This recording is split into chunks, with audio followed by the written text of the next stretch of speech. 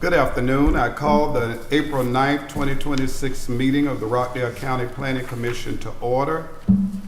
Please rise for the invocation.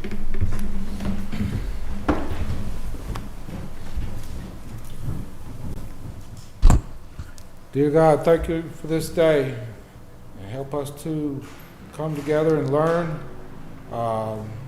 Help us to see things and understand what we're voting on, understand all that we're learning here. Thank you. Amen. Amen. Okay, please remain standing for the Pledge of Allegiance. I pledge allegiance to the flag of the United States of America and to the republic for which it stands, one nation, under God, indivisible, with liberty and justice for all.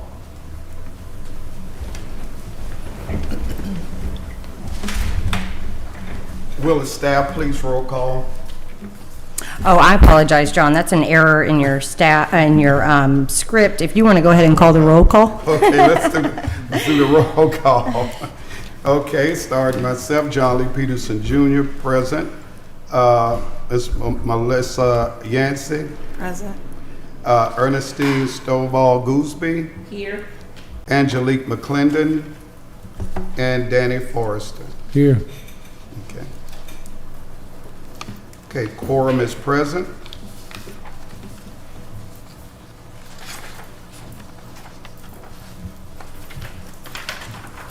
Okay, the next item is approval of the agenda. Do I have a motion to approve the agenda as presented? Chair Peterson, we're going to stop you there as well. So we're going to ask that the Planning Commission amend the agenda. If you see at the top of the agenda, the time on the agenda that was posted does read 6 p.m., and that was a staff error. It should have said 3 p.m. for today's meeting. And so we'd like to amend the agenda to change the time to 3 p.m., but we'd also like to amend the agenda to remove the minutes approval. So we're not going to vote on the minutes due to the inaccurate time of the meeting. I just want to elaborate on that, Mr. Chairman.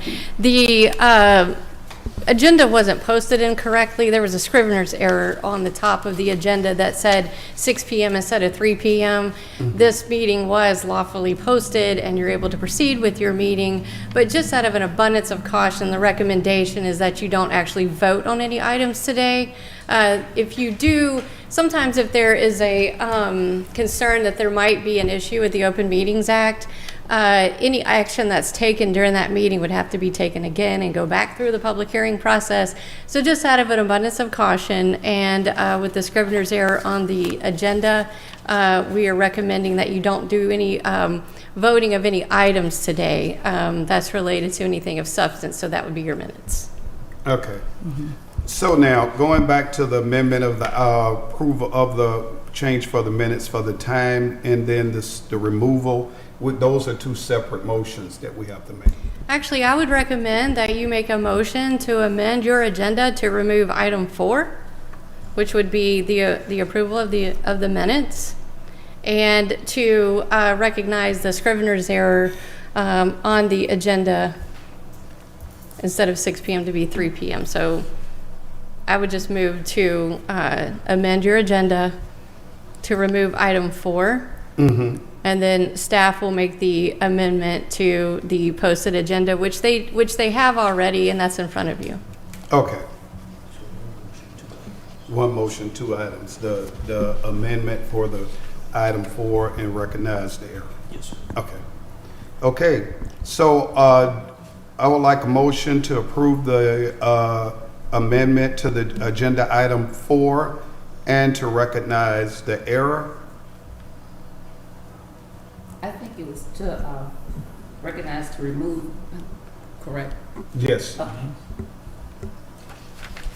Right, so just to be clear, the stated motion would be to amend the agenda to remove item 4 and to Yes. recognize the clerical error. And to recognize that, yes. We have a motion? Yes, I move that we remove item 4 from the agenda and to make an adjustment for the time from 6 PM to 3 PM due to scriber's error on the agenda. Okay, second. Second. All in favor, state by saying aye. Aye. All opposed, nay. Motion carries. Okay, now on this particular one, where we're going to remove this, so do we need to make, we need to make a motion for that, for the You've already minutes? handled it, so you'll We're move already down to Yeah, you item can just 5. move on. Mhm. Okay, that's covered. Okay. Okay, public hearing rules.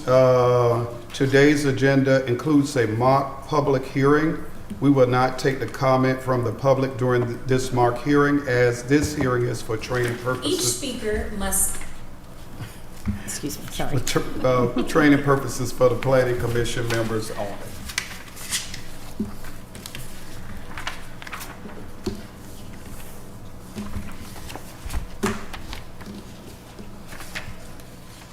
Okay, and so we won't read the rules of procedure since we won't be holding a public hearing today, so there won't be any public comment. Okay. So you can move forward with the regular agenda. Okay. All right, so item 1, R1, public, mock public hearing, purpose to provide training to commission members for county staff. So we'll have that first item on the agenda, the mock public hearing.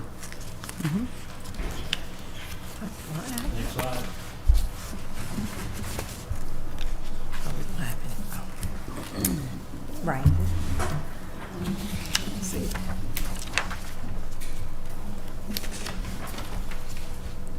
Good afternoon, everybody. How are you guys doing? Again, this is just a mock presentation, so anything that you're seeing is not real, okay?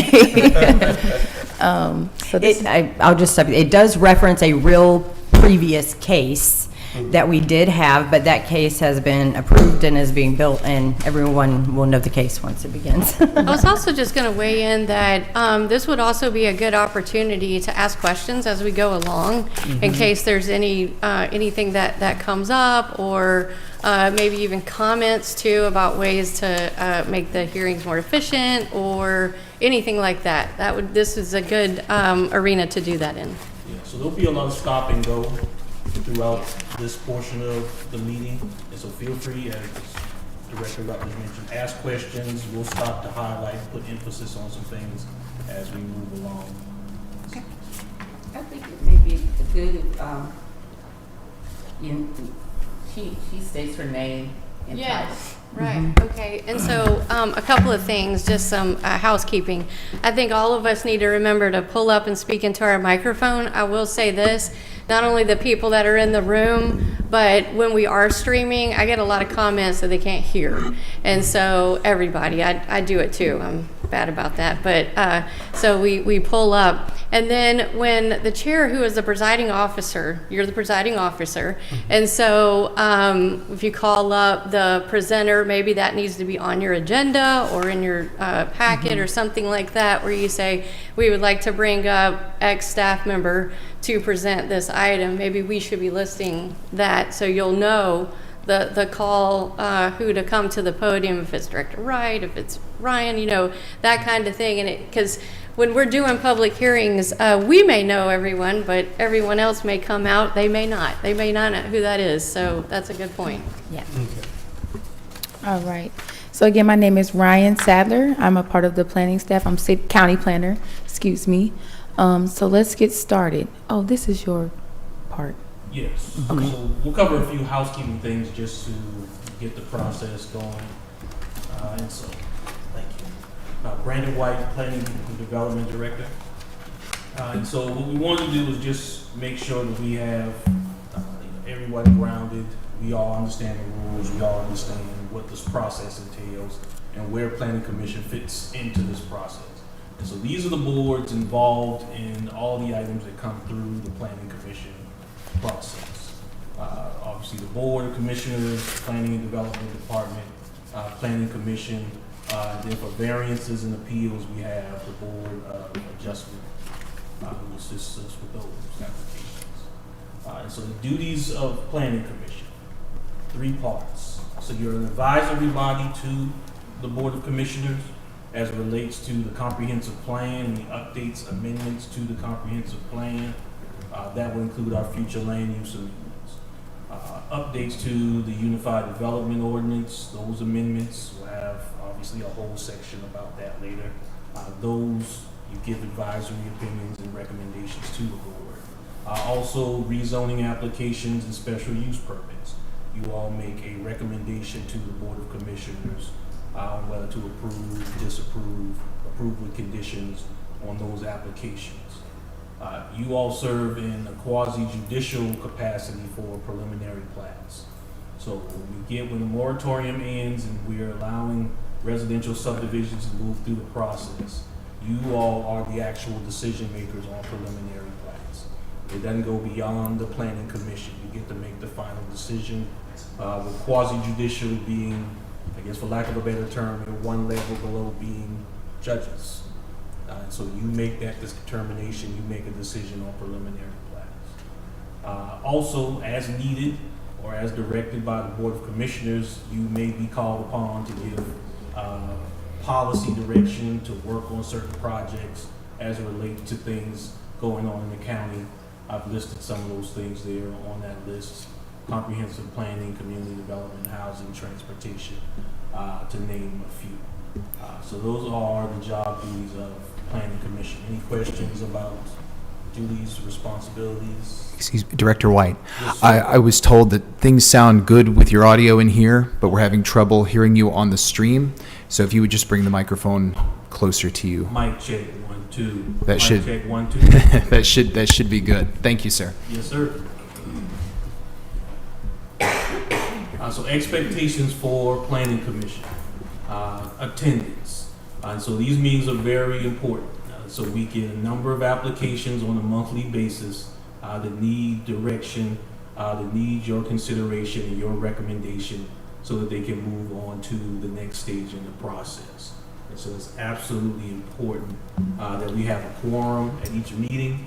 And so that's why we have the calendars. We have those discussions. To the degree that you can, if you can set your schedules in advance, that would be helpful. If things come up, we understand things come up. Feel free to reach out to staff to let us know as early as you can. But having a quorum at each meeting so we can conduct business is very important to the overall process for Rockdale County. Preparation for the meetings. So you all will receive the packets in advance of the meeting digitally from Ms. Pollard. And so we anticipate that you receive those. If you have questions along the way, you can reach out to staff, ask questions about the materials. Please do not consult amongst yourselves at any time for any reason. Do not discuss the items. Do not go out to the properties. Do not have any conversations with the applicants about the application. So all of your consideration, discussions should take place in this forum only. Is it against going by the property, or, I mean, just to see where it is, how it is maybe impact everything, because is that not? That's fine. Okay. Yes, yes. But if there's a situation where you need permission to enter private property, we would recommend that you do not do that. No, but I just want to make sure it's okay to drive by. We was told Yes. before to drive by. Yeah, that's fine. To make Yes, sure that you are aware of where it is and how it may impact. Absolutely, not a Okay. problem with that at all. Contact us, and we may have pictures of it already. Okay, so if we're going to speak, we need to go to the podium so we can hear what everybody's saying. So I'll just reiterate, yeah, we take pictures of the sites, and so we will have, if it's not in your packet, reach out to staff. We may have photographs that we can share, additional documentation that may be helpful to you. Engagement, and so we'll talk some about that as we work through this mock case. But one of the requirements, we need you to engage with not only the materials that you're provided, but the conversations that go on during the meeting. And so as the applicant comes up to speak, as staff comes up to speak, if there are questions, if there's clarification, if things you just don't understand or you want to highlight, this is the forum for you to do that. That's what's being asked of you as Planning Commission members. And so essentially, You all do all the heavy-duty work, so the board doesn't have to. Yes, ma'am. So, based on past meetings, sometimes and it's my opinion that we kind of get into the weeds a little bit with the dialogue back and forth. Should we stay in between guardrails on how we communicate the questions we ask about background going into the build or to the project, different things like that? Because, sometimes we get caught up into our own, and I'm guilty, our own personal opinions about a thing, that the questions go way over here instead of staying kind of like on point. So is there a particular parameters that we need to stay in, not to get personal or too far in the weeds? Because we're not the decision makers, right? We're the ones to collect enough data that a decision can be made upon later by BOC, right? So You understand my ask? Yeah, I understand. And it'll vary from one case to the next. And what we'll do when we go through this mock session, we'll highlight the criteria. And so what should be at the forefront of your mind as you're hearing these cases, the criteria, the approval criteria. That's your guide as to what questions you need to ask, what things, if you haven't heard those things that you want to ask the applicant, things you may want to ask staff. That's kind of what the parameters are, is the criteria. Okay. But you all are members of the board or planning commission based on your expertise. And so we want you to bring that to the table to a degree that is relevant to the conversation. So just to elaborate on what Director White is saying, there is criteria specifically laid out in the code for every application that comes before you. There's also an accompanying staff report that has all that information with it too. And so a lot of your questions could be based off of that information. It would, for example, it would have reports from the water and sewer department, the transportation department, and then the criteria associated, whether it's a rezoning, a future land use map amendment, a special use permit, something like that. And it would lay out exactly what criteria to apply to what application. And so that might be helpful.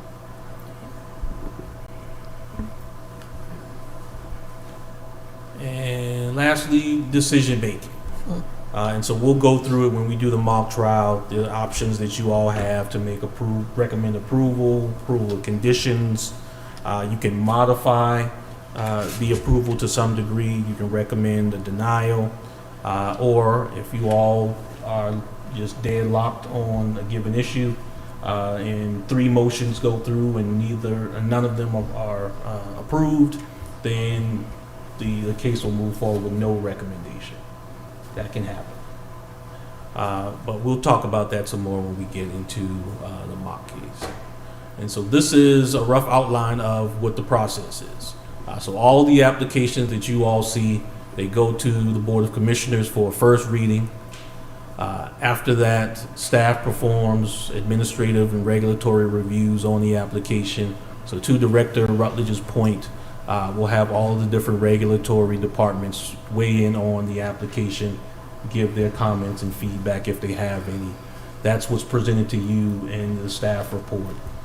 Planning, zoning, and all the other regulatory departments. And so after the Planning Commission meeting, it moves on to a Board of Commissioners zoning public hearing.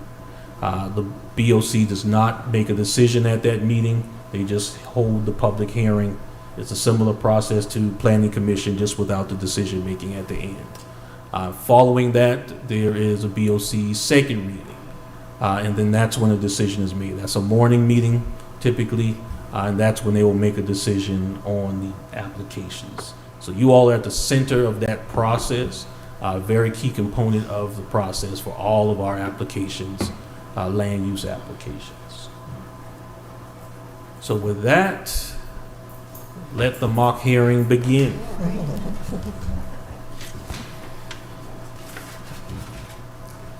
And so at this point, we would say, we would like to call up, and this time it's, okay. All right. Yeah, it's on your script, Chairman, under item R1. on page 3. It's on this one here, yeah. Okay, so we're picking up where we will be for the first item on the agenda. Under your new business, yes. Yes, okay. Okay, the first item under new business is item 1, REZ 20204-07, FLUM 2024-02, SUP 2024-02. These cases will be heard together as they're in reference to the same parcel, but we will make a motion on each case separately. I'll ask staff to present the staff report at this time. So I would say good evening. My name is Ryan Sadler, and I am the county planner here with the Rockdale County Planning Department. Again, this is going to be a rezoning, future land use, and special use permit presentation. The site is located at 975 and 1985 Northwest Sigmund Road. And then there is some other parcels, 1716 Northwest Lester Road, and 1634, 1632, and 1630 Farmer Road. And the applicant is SDP Acquisitions LLC. And this is where we kind of want to stop. And this is some of the criteria that you would need to consider when listening to the zoning case, reading over your staff report. This is straight from the zoning UDO. And the purpose and duty of the Planning Commission shall include, but not limited to, conducting public hearings, requesting and receiving studies and reports from staff, and reviewing and making recommendations to the Board of Commissioners concerning matters brought before them. Carrying out this purpose shall include, but not limited to, the following duties: to review and make recommendations to the proposed amendments to the comprehensive plan, UDO, zoning map, and applications for special use permits according to the standards of subsection 238-6. And that's just saying you hear rezoning cases, special use permits, amendments to the zoning map, and the comprehensive plan. Next, to review preliminary and final plats according to the standards of the UDO. To advise the Board of Commissioners regarding environmental policy, comprehensive planning, community development, housing, transportation, and land use issues, and capital improvements. And to work with the department and other county departments, boards, and authorities when appropriate for Planning Commission, the Board of Commissioners, in carrying out their various functions by making recommendations to achieve the desired benefit on behalf of present and future Rockdale residents. So again, like Mr. Brandon explained, these are the criterias, and he elaborated on those earlier, of what you need to consider when listening to these requests. Any questions so far? Okay, so I'll move forward. So this is just me summarizing what was said before. Again, this is a future land use map amendment from high density residential to technology park for a development of a data center. The rezoning is to rezone 52.78 acres from R1 single family residential to OI office institutional for the development of a data center. And the final is a special use permit request for an electrical substation. And these are the addresses associated with this request and parcel IDs and the size of the parcels all combined. So we have 52 acres and a lot of parcels in this request. Here is a location map, and the stars indicate what parcels were indicated on the previous slides. So we have 1, 2, 3, 4, 5, 6, 7, 8, 9 parcels for this request.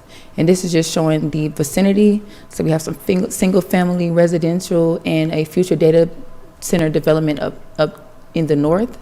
To the west, you have the sheriff's office and the youth detention facility. To the south, you have some light industrial uses. And to the east, you have a neighborhood shopping center and a gas station. Here is the zoning map. The parcels in question are all zoned R1, single-family residential. Here is the future land use map. And I believe all of those, I'm sorry, let me go back. Those are all for Technology Park. So from medium density to Technology Park for the future land use map amendment. And then we wanted to kind of stop right here and highlight the quorum. Again, that's very important. In order for us to meet quorum, we have to have 3 members of the board present to make any type of zoning action or decision. And attendance is very important as well to make these decisions. And without absent or a real cause, if you miss 3 consecutive meetings, you could be removed from membership and replaced and be appointed by another person. And when voting, the planning commission's member who is a part of the quorum of the planning commission during the consideration of any matter, but not participating in discussion or voting on a specific matter because of the conflict of interest, shall be considered from quorum. So again, if you have some type of interest, maybe this is happening maybe in your neighborhood. Jennifer, I'm not sure if you want to elaborate on if somebody wanted to recant from voting or if they didn't want to speak to. If you recuse yourself from voting on an item, you have to have a lawful conflict of interest. So those things are defined and we can provide that to you. Typically, you'd have to sign affidavits that are what I call do nots, where you do not have an interest and you do not have, so those should be signed by y'all anyway, right, as part of the packet. So we'll make sure. But yeah, you would recuse yourself if it was your property or a family member's property or something like that. So I just wanted to, oh, go ahead. I have a question. So, for instance, if I live in, which I do, McCart Landing, and there's an issue with McCart Landing, do I have to recuse myself, being that it's the subdivision, or I just want to be clear? So I think it's more in-depth than that, than you just living there. I think you have to have an actual legal interest. And so what we could do is we make sure that we'll run through the county attorney for something like that, but that you have to, maybe you own several lots in McCart Landing or something like that. It has to be substantial. So, Okay. yeah. And I just thought that was worth mentioning for this portion Yes, as far as voting. yes. I just wanted to bring out that this is my training before, that it has to be somewhat, not included, but some ideas to think of. If you work for the law firm that's actually presenting this. Right, and those yeah. are real conflicts of interest Just, right yeah, there. I yeah. mean, that would constitute something where you have a real conflict. A financial conflict, as you speaking Right, of, that yes. impact. But just because you live in the neighborhood, I didn't think that. I don't think it is, but since the county attorney is not present, I'm not going to go out there on a limb and say that, but I'm going to just look at you and say I do agree with that. It does have to be a substantial interest, and that those interests are defined. So we can definitely make sure everybody's good. Okay. Yeah, I do understand, like you own a business or something Yeah, like that. And the yeah, something like business that. could be- Yeah, so I do understand that part. Yeah, for an example, previous Well, place. there's the code section up there, duh. Okay, it says, as provided in OCGA 3667A1. So whatever's in that magic language in that section will give our answer, so. And I was just wanted to give an example. At a previous rezoning, it was for a hospital, and the chair worked for that hospital, so she had to recuse herself because she was. That's a good obviously example. in interest, Yeah, yeah. there we go. So I thought that was worth mentioning. A majority vote of those members of the planning commission is required for approval for all motions. A motion that fails by the majority vote shall be deemed as an approval of opposition, of opposite position. And the planning commission may add conditions to proposed amendments to the comprehensive plan, amendment to the official zoning map, or any special use permit that is deemed necessary to mitigate impacts of the proposed upon surrounding properties. Surrounding properties consistent with the purposes of the county's resolutions, ordinances, regulations. So that means you can't add conditions or recommend adding conditions if you see fit as a board. You cannot? Or You can. Okay.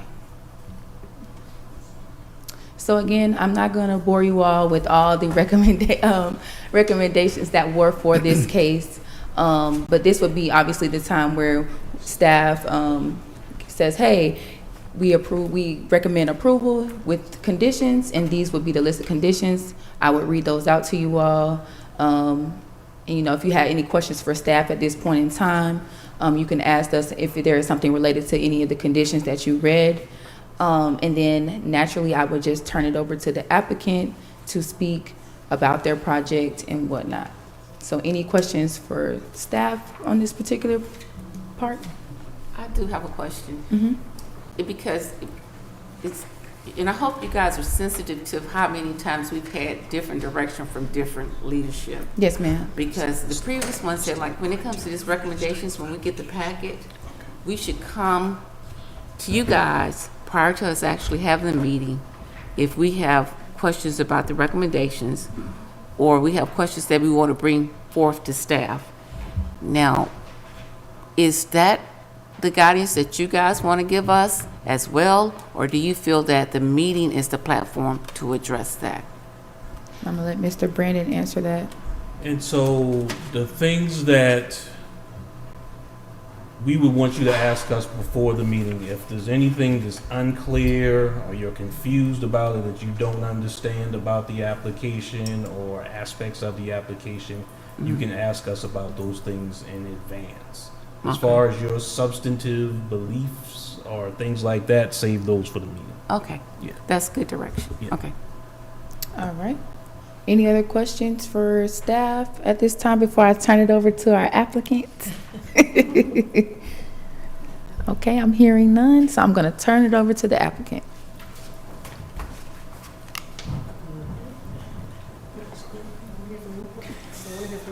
I think she has a conflict, but, I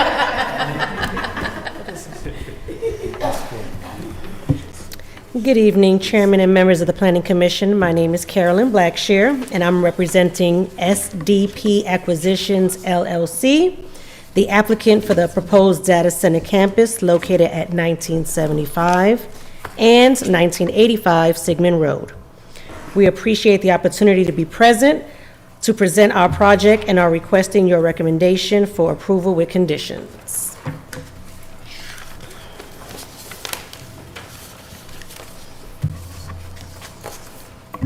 Here is a project summary.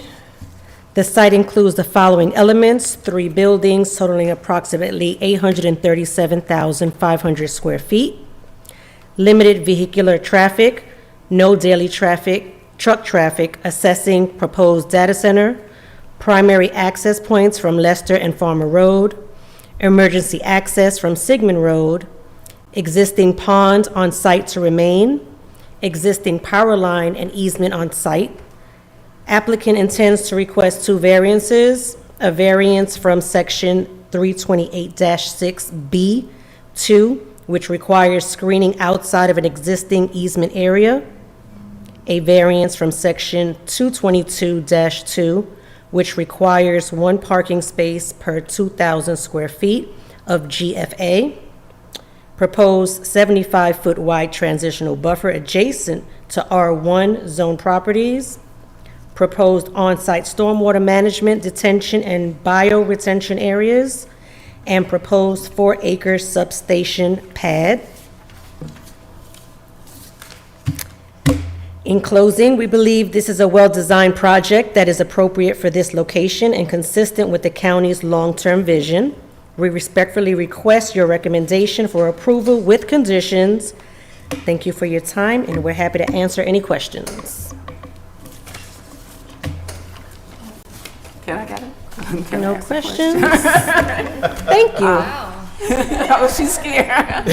So I'll just have a little bit of commentary. Now might be the time to think, when applicants come to address you, is this what you want to see? Is this enough information? Can you see it?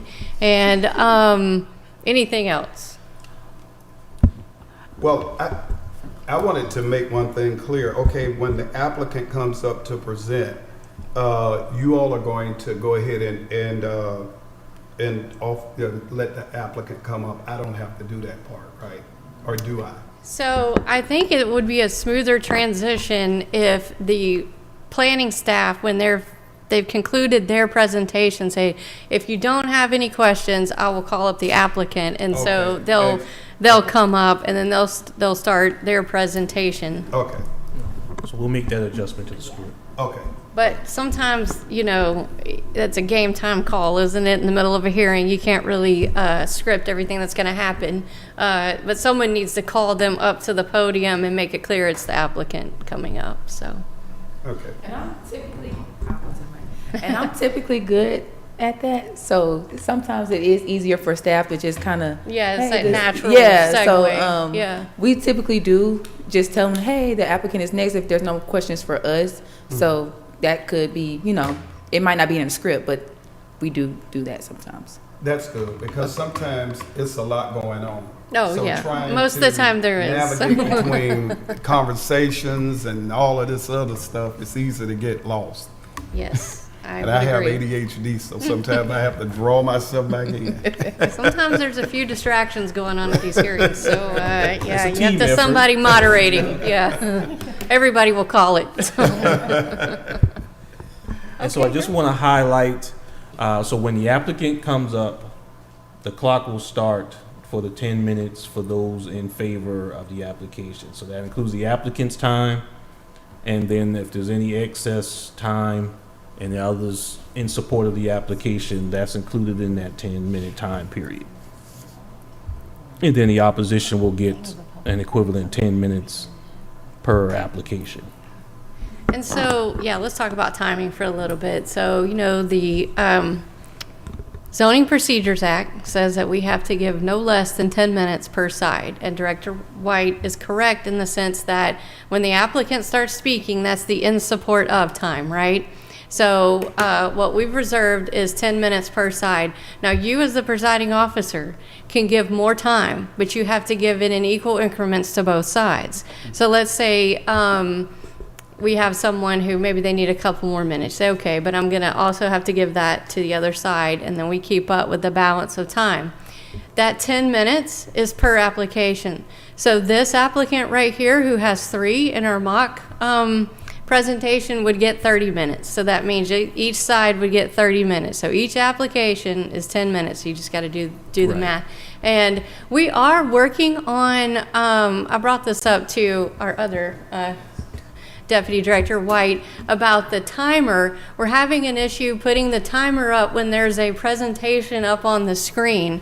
I know how uncomfortable that is to have to interrupt presenters when they've gone over their time because it's collective and that kind of thing. So we're working on getting that done. Right, so normally we have the clock and the monitors. When the presentation comes from planning and development on the flash drive, we can't really switch to the clock. So I told Director Rutledge I would get a digital clock that would just be portable. We'd plug in, we'd put it in the back, you guys would all be able to see it, and then we'd have a second one up in the front so that the audience can see it as well. Would it be possible if, because again, when we're listening, I'm trying to listen and I'm trying to monitor the time.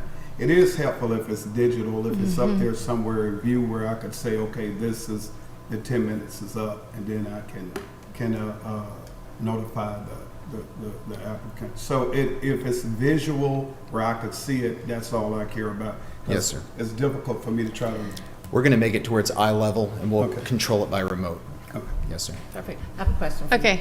So you said that this particular case had 3 different parts to it, so they all get 10 minutes. They all get 10 minutes. So what happens if the part in the middle only uses 4 of the 10? Does that cancel out their time, or does it roll over to their total time? It's a total collective. So if this applicant has decided to take these together, so that's 30 minutes collectively for both sides. And a lot of times what you'll see is the applicant will want to reserve their time for rebuttal. So they'll come up, they'll give their presentation, and they'll sit down, and then they'll hear from the opposition, and then they'll want to use their remaining time as well. So we have to keep up with it. So it's so much easier to see that. And then most people don't come out to public hearings unless there's something that's directly affecting them. So they don't have these procedures memorized. So we always have to remind them that this time is collective in which to speak. So you want to be mindful that there's others here to speak as well.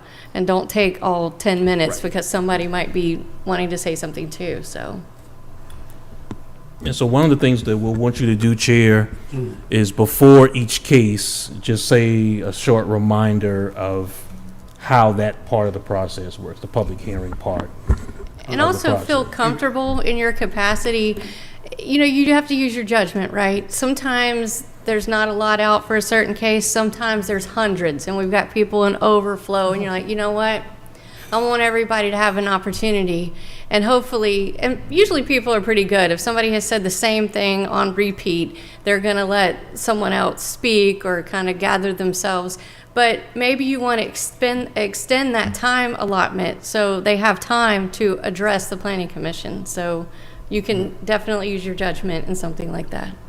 So, say for instance, they had 30 minutes, and then I could say, okay, I'll give them an additional 10 minutes. But I have to give the opposing side the additional 10 minutes You have to also. do it to both sides. Now, with that being said, I haven't experienced this, I'm sure you all probably have, where this can go on for hours. So what is the recommendation as far as when would be the cutoff?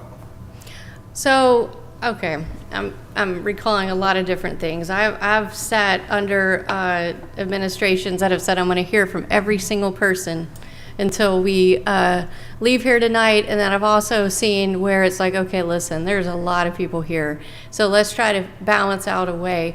I think that really is no reason for a hearing to go on all night. I think that the reason the state law is laid out the way it is so that there's adequate time to hear from people, because in our situation, we provide 2 opportunities for public hearings, right? And then you can also submit in writing and that kind of thing. But I think that some of these that have more people that come out, you should at least allow maybe 30 minutes per side or something like that, and then make sure that all the points are heard. Because then when it starts getting like, okay, I've heard that, I've seen them, encourage people to put their thoughts in writing, because those are made part of the record, and that stays permanently with the record too. So like that, I mean, it's still a judgment call. It's still difficult, because I know when you've got people here and we want to hear from them, but you also have an agenda with other items on it and respectful of other people's time and that kind of thing. So it's difficult. It's not comfortable, but maybe that's a little more adequate. Okay. Yeah. I just wanted to make a point. And sitting on a lot of these things, I think it's good when the chair actually says, if you have one person that want to represent several people. That's a great idea. That he says that initially. So you know automatically, if you're looking to hear if you're in the audience, you look and hear if somebody else has said the same thing I'm going to say. So I'm not going to speak. And you just let the sheriff, if it is okay for him to say, It is. And I think that's okay. good. And sometimes, us as staff too, we could remind people when we hear from the public or citizens, you might want to consider organizing yourself and your neighborhood or your thoughts. That way nothing gets missed, because we want to make sure we hear all of it, right? We want to make sure, well, gosh, we don't want to miss anything. And so things like that are helpful. And you do have to do it in the moment, because, again, you're not going to come out if it doesn't affect you. But if it does, you're going to show up and you want to hear from them. Now, with that being said, if I make that recommendation and they're opposed to it and they say, I don't want to do it that way, we're going to... You can only recommend. Individually, they still have that right to speak. They do, as long as they're in the allotted time frame. And, I've seen, and y'all have too, where there's a lot of people here. And, if it's not, if someone's taking up all the time, that's difficult, so. Well, they have to be. I mean, as long as everybody get a recommended amount of time, but then we can't be here till 3 in the morning. No, that's not productive, so, right. I mean, some people just like to talk, and we've noticed that ourselves too. So I'm like, I suppose that's true. I think it may be, sometimes I feel sometimes cases are worth giving 10 minutes. Sometimes some cases are not worth giving that additional time to. I mean, I know a lot of people may be here, but they gotta be sensitive to everybody's time, because you get so far along, other people who are here for other cases don't get That's to right. represent their Right. case, so. Very true. So we had So we're at the applicant public. spoke. We're at the public hearing now? Yes, sir. Okay, okay. Okay, I will now open the public hearing at this time. Anyone wishing to speak in favor, all those in favor will have 10 minutes collectively to speak. So we had initially, we ran out of staff. Wait, We what are we had a doing? set of people who were going to be of favor and in opposition, but So I have just a quick question for my learning purposes. I usually am sitting here for the Board of Commissioners, but listen, I love all boards and commissions. Why not, right? So let me ask this question. This is for the director or maybe Jessica. So when you say you're now opening the public hearing, what does that mean? Are you opening up for public comment? I mean, this is a public hearing. So does it mean we're now going into public comment on the issue? Okay. yes, technically, yes. Okay. Yes, so you have to open that public commentary period and then close that. So maybe we should say that, Yeah. because technically this whole thing is a public hearing, Yeah, right? that's fair. So Yeah, maybe gotcha. we should revise what we're saying and say we are now going to open it up to public comment, Yeah. something like that. Yes. That might that'll work. read better. So instead of saying public hearing, just say public Yeah, comment. because technically, Mr. Chairman, you opened the public hearing at 3 p.m. today. Right, So that's what you would do when you're calling it to order. You're like, I'd like to call this public hearing to order at 6 p.m. on blah, blah, blah. So at that point, the public hearing is open. So when we're going into these other items, like right now, we're ready to move to, we just heard from the applicant, so now we want to hear from anybody else in support of. So we're opening up the public comment period, and then we're going to go to opposition, and then we'll go back to support if we have a balance of time to do so. So maybe we should do it like that. okay, I like that. yeah, I do too. Okay. Okay, Thanks. okay, so all of those spoke in favor, we finished that. Okay, anyone wishing to speak in opposition, all those in opposition will have 10 minutes collectively to speak. Seeing no, Yeah, this one would actually be 30 because we've got 3 applications, so that's all right. We'll get there. okay. Seeing no further speakers, I will close the public comment at this time. Wait, I have a question. When they're doing their public comment, is it on all the things? Or are we separating them 10 slot, 10 slot, 10 slot? So since this is collectively, it could be on Because all it's 3 of brought these. collectively. Yeah, it could be on all 3 of these applications, but just those 3 applications. That's a very good question because we don't want to allow somebody to come in and let's say they're, I don't know, mad at the school system about school buses and it has nothing to do with this application. We might want to just say in a nice way, okay, let's keep your comments relative to the applications. And because remember, the bigger picture is all these items are on the record, right? We can't add and subtract if we have to go to litigation and that kind of thing. And so anything that's on this record needs to be relative to what's going. That's why I don't know if you've ever noticed sometimes during Board of Commissioners voting sessions, I won't allow people to talk about items that are going through the public hearing process. It's because we haven't advertised it as a hearing and we're having an ex parte hearing. If we allow someone to speak about something that wasn't on the agenda because we tell people these are the opportunities in which for you to speak, including the Board of Commissioners and the Planning Commission. So we want to keep that record pure as much as we can, so we do want to keep it relative to the item that's on the agenda.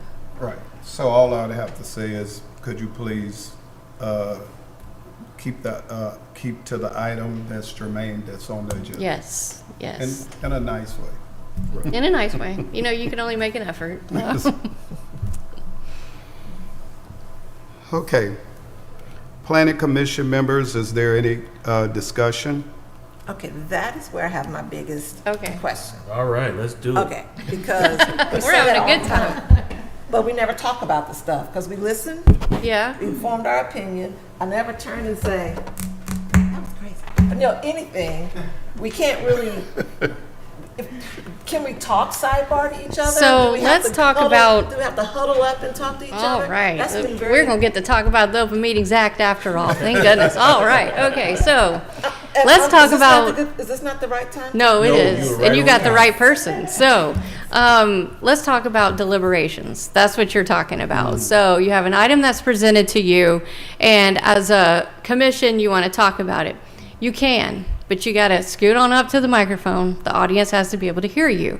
And so you have like, okay, well, I think this and I think that. And that kind of discussion should happen. It really should, because to me as a citizen, I would think, well, how is it that you know what you want to vote and you haven't even talked to one another? So why wouldn't you have a dialogue?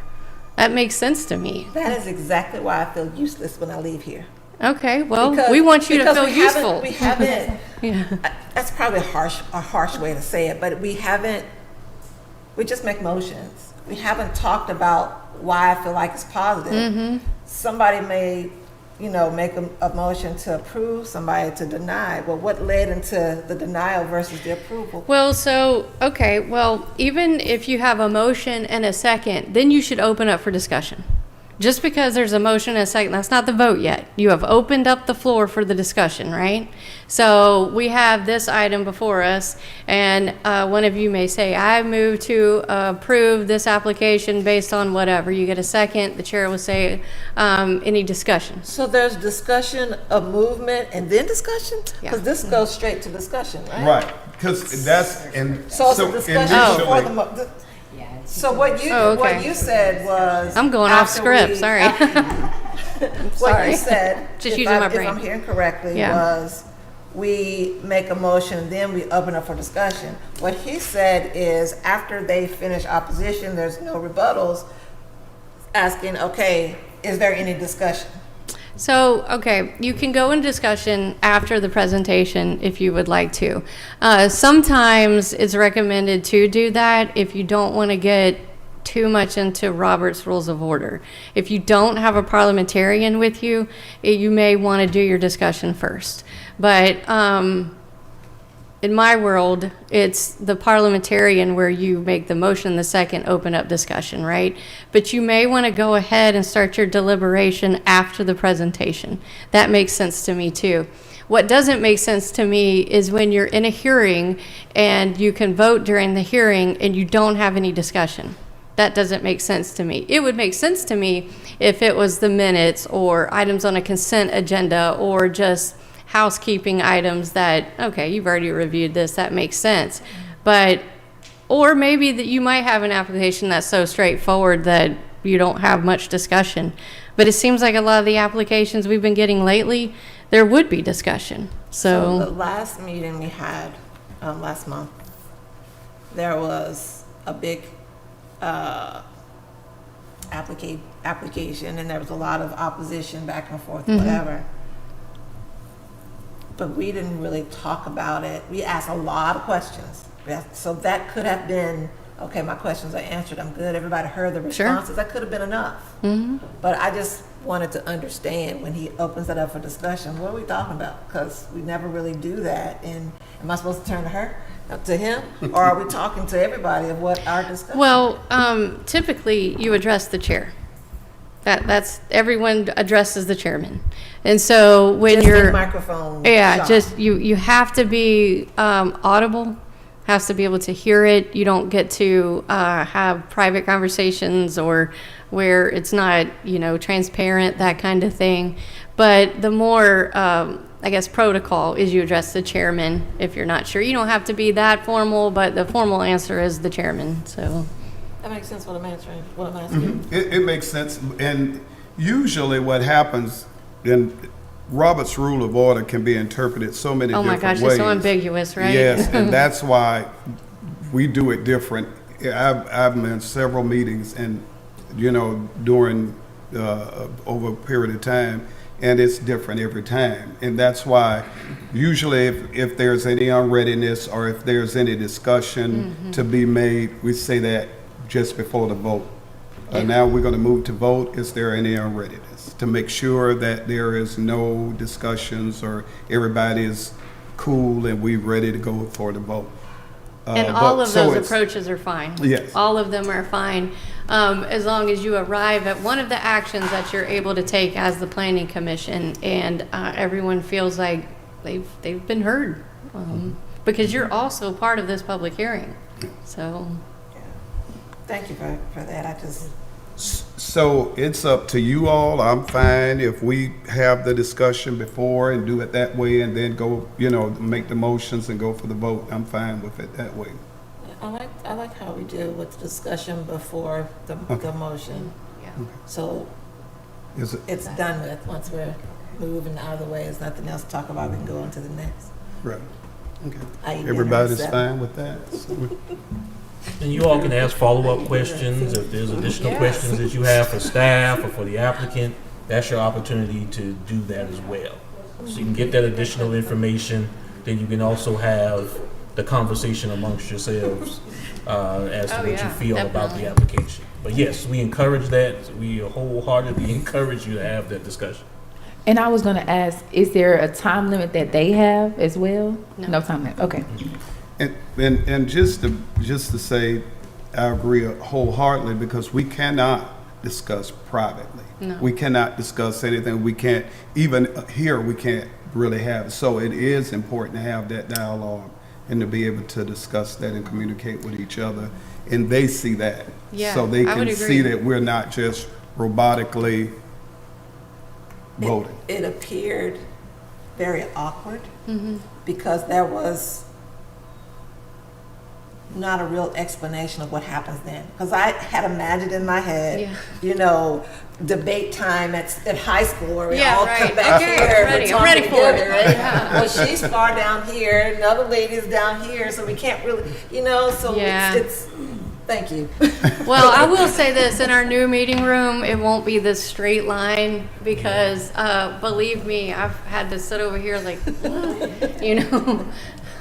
So we'll have a better setup, too. And then with the timer and all that kind of thing, we'll stop interrupting people, hopefully. So, And you all have the discretion on how you want to conduct that portion of the meeting. So I've been in other sessions where the chair just goes down the road. Do you have That's a a good comment? idea, Do you too. have a comment? You can do that, or you can just leave it open and whoever wants to speak their mind and get acknowledged by the chair and say your piece and go like that. It's it's up to you how you want to do that. Because it drives you to say yes or no, or have instead of saying nothing. Now the con is then it makes everybody feel like they have to say something. So you have to judge it how you want to. But yes or no, a no if you don't have anything is saying something as well. But at least if there's, it's hard to, who's the first one to talk on a discussion?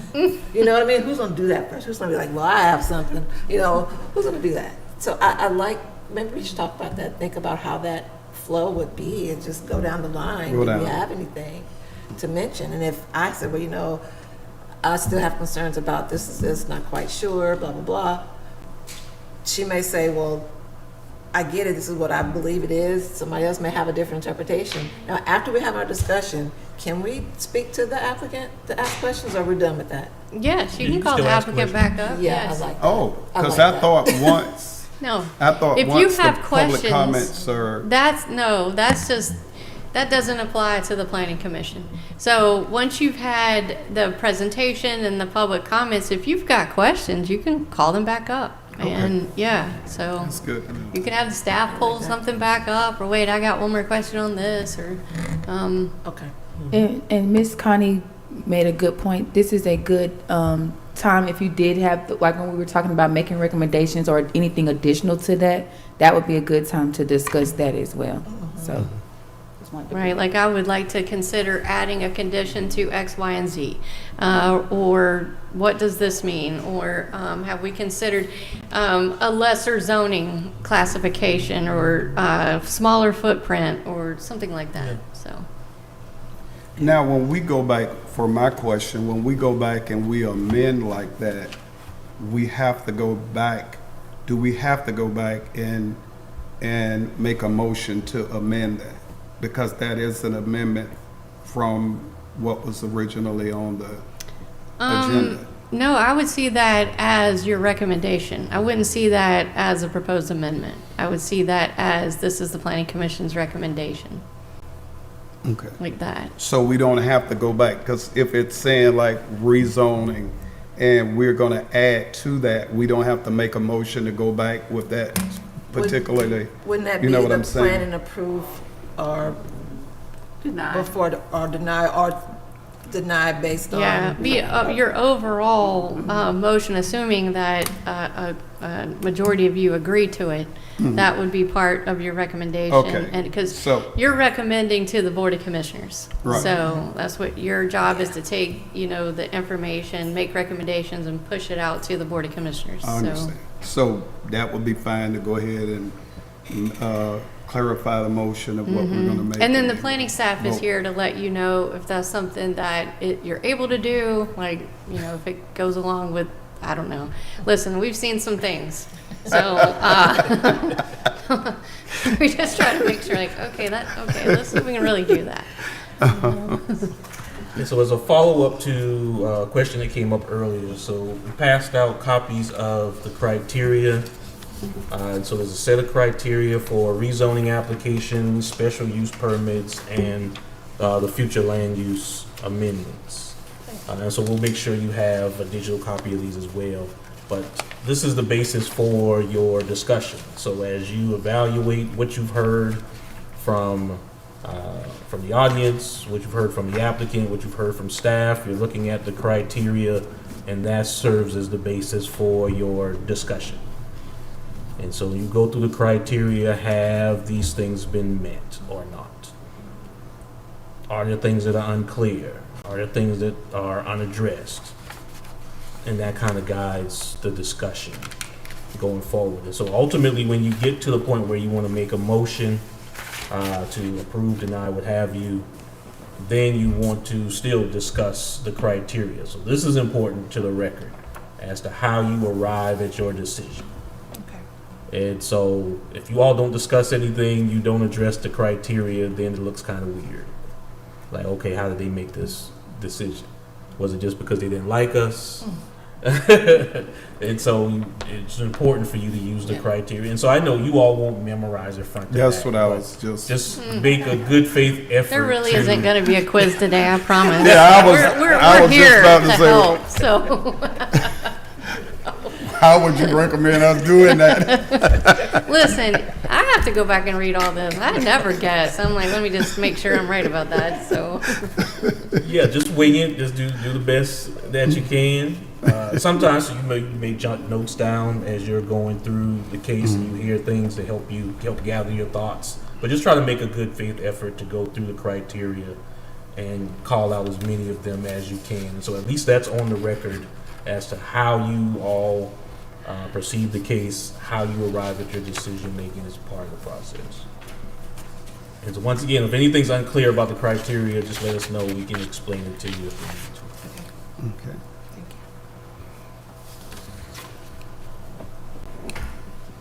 And so, planning commission member, we're still in discussion. So you heard all the back and forth between the applicant and staff. You've heard vigorous debate from the audience present. Okay. They're in discussion. Okay, at this time, we will take each case through a motion. So that's the point. That's the part where I have a question here. So we've had the discussions. We have to, at this time, we're going to take the case through each motion and vote on them separately. That's correct? I right? would recommend that, especially with this example, because this was kind of a wild example. We took some really different, I'm just watching this for the first time. So all three of these would need to be taken separately, because I would imagine they would have separate conditions, site plans, that kind of thing. So, or you may recommend approval on one and denial on the other two, or Right, something like right. that. I'm not sure that they would all be collectively the same, so. Okay. And that happens, it just depends on the cases in front of you, so that can happen. Okay. So you may support the future land use, but not the actual rezoning. And so that can happen. Okay. So, for rezoning case REZ 2024-07, do I have a motion?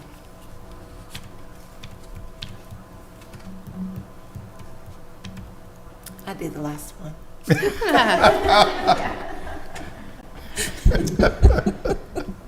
I move that the planning commission deny the proposed amendment based on the impact on the existing community. Do we have a second? Now, this is the question.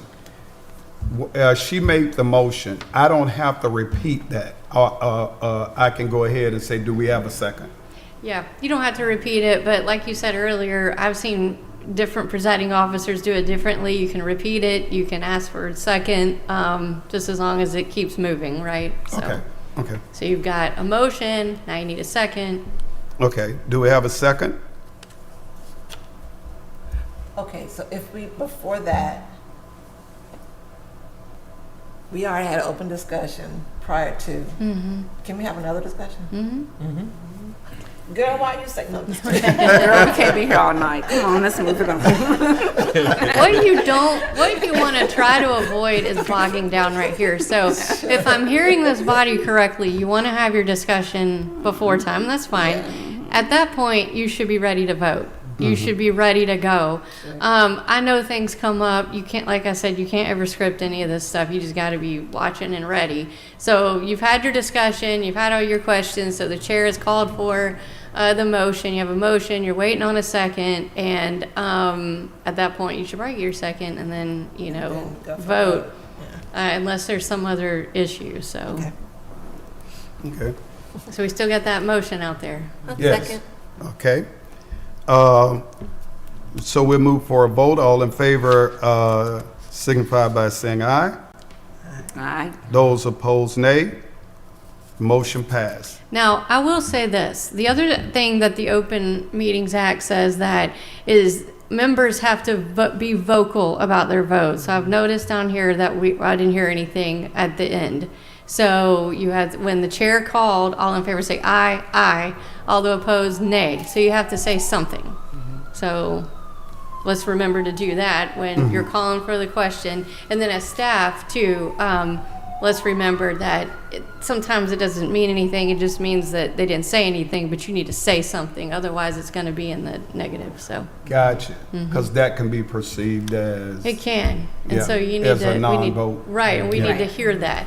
So, I know sometimes, I'll have to do that with the Board of Commissioners. If I don't hear them, I'll have to say, is that approval or denial? Like, I need to hear it out loud so we can record the vote. So. Okay. Hold on, make sure I got this part. Yeah, If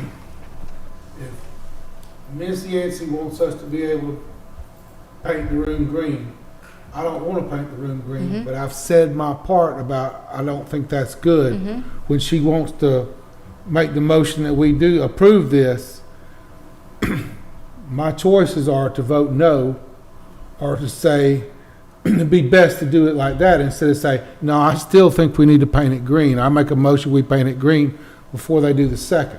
That would be Yeah, not really, so- unless I really felt super strongly about it and gonna really drag this thing on. well, that's right. And sometimes you just might be outvoted. So Right. you might have to just say nay. It depends on what happens up here. You could make the motion to not paint the room green and see if you get a second. And if you don't, then that motion would probably fail. Someone else would make a motion to paint the room green. They'll get a second vote approval. The chair will call for all those in favor, say aye. They'll say aye, you'll say nay. Now, Okay. the room has been voted on to be painted green. Yeah. But when it goes to you guys, BLC, you guys like, I'm painting that room green. Right. You turn it down and, does it come back here No. again? No, It just No. goes. You're a recommending body to the Board of Commissioners. The Board of Commissioners, that's where it stops, right? They're the ones that can sue and be sued. They're the ones that got to face the consequences, right? Because they're elected, that kind of thing. So they look at your recommendation, they look at the staff recommendation, they take that all into consideration, and then they vote. And you know what? This room may be green, it may be orange.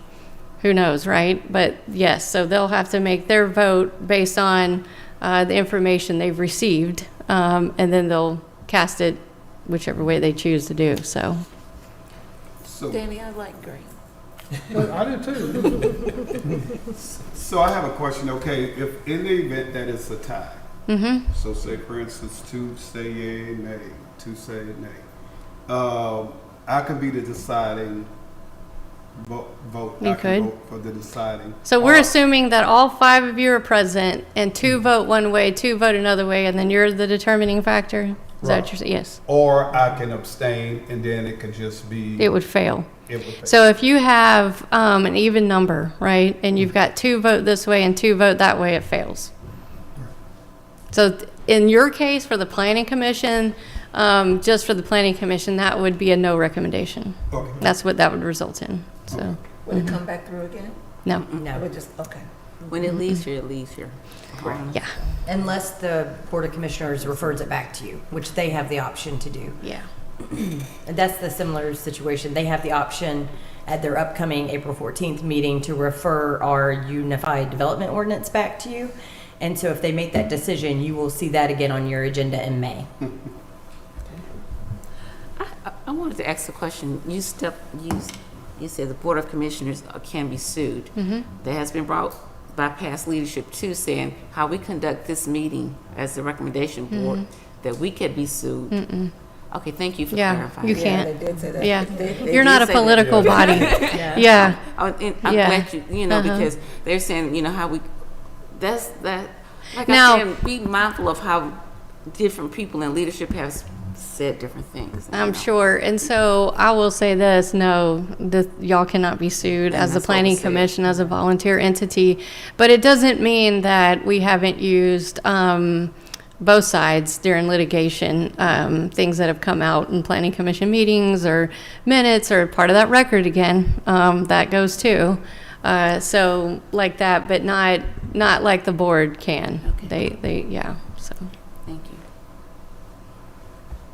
Okay, we do have a second. Did we vote? We did a few things over here. We're not going to paint the room green. I think the room is green now, so Okay. Maybe we should just do one more just for fun. Yeah. Okay, All right. so, for future land use case, FLUM 2024-02, do I have a motion?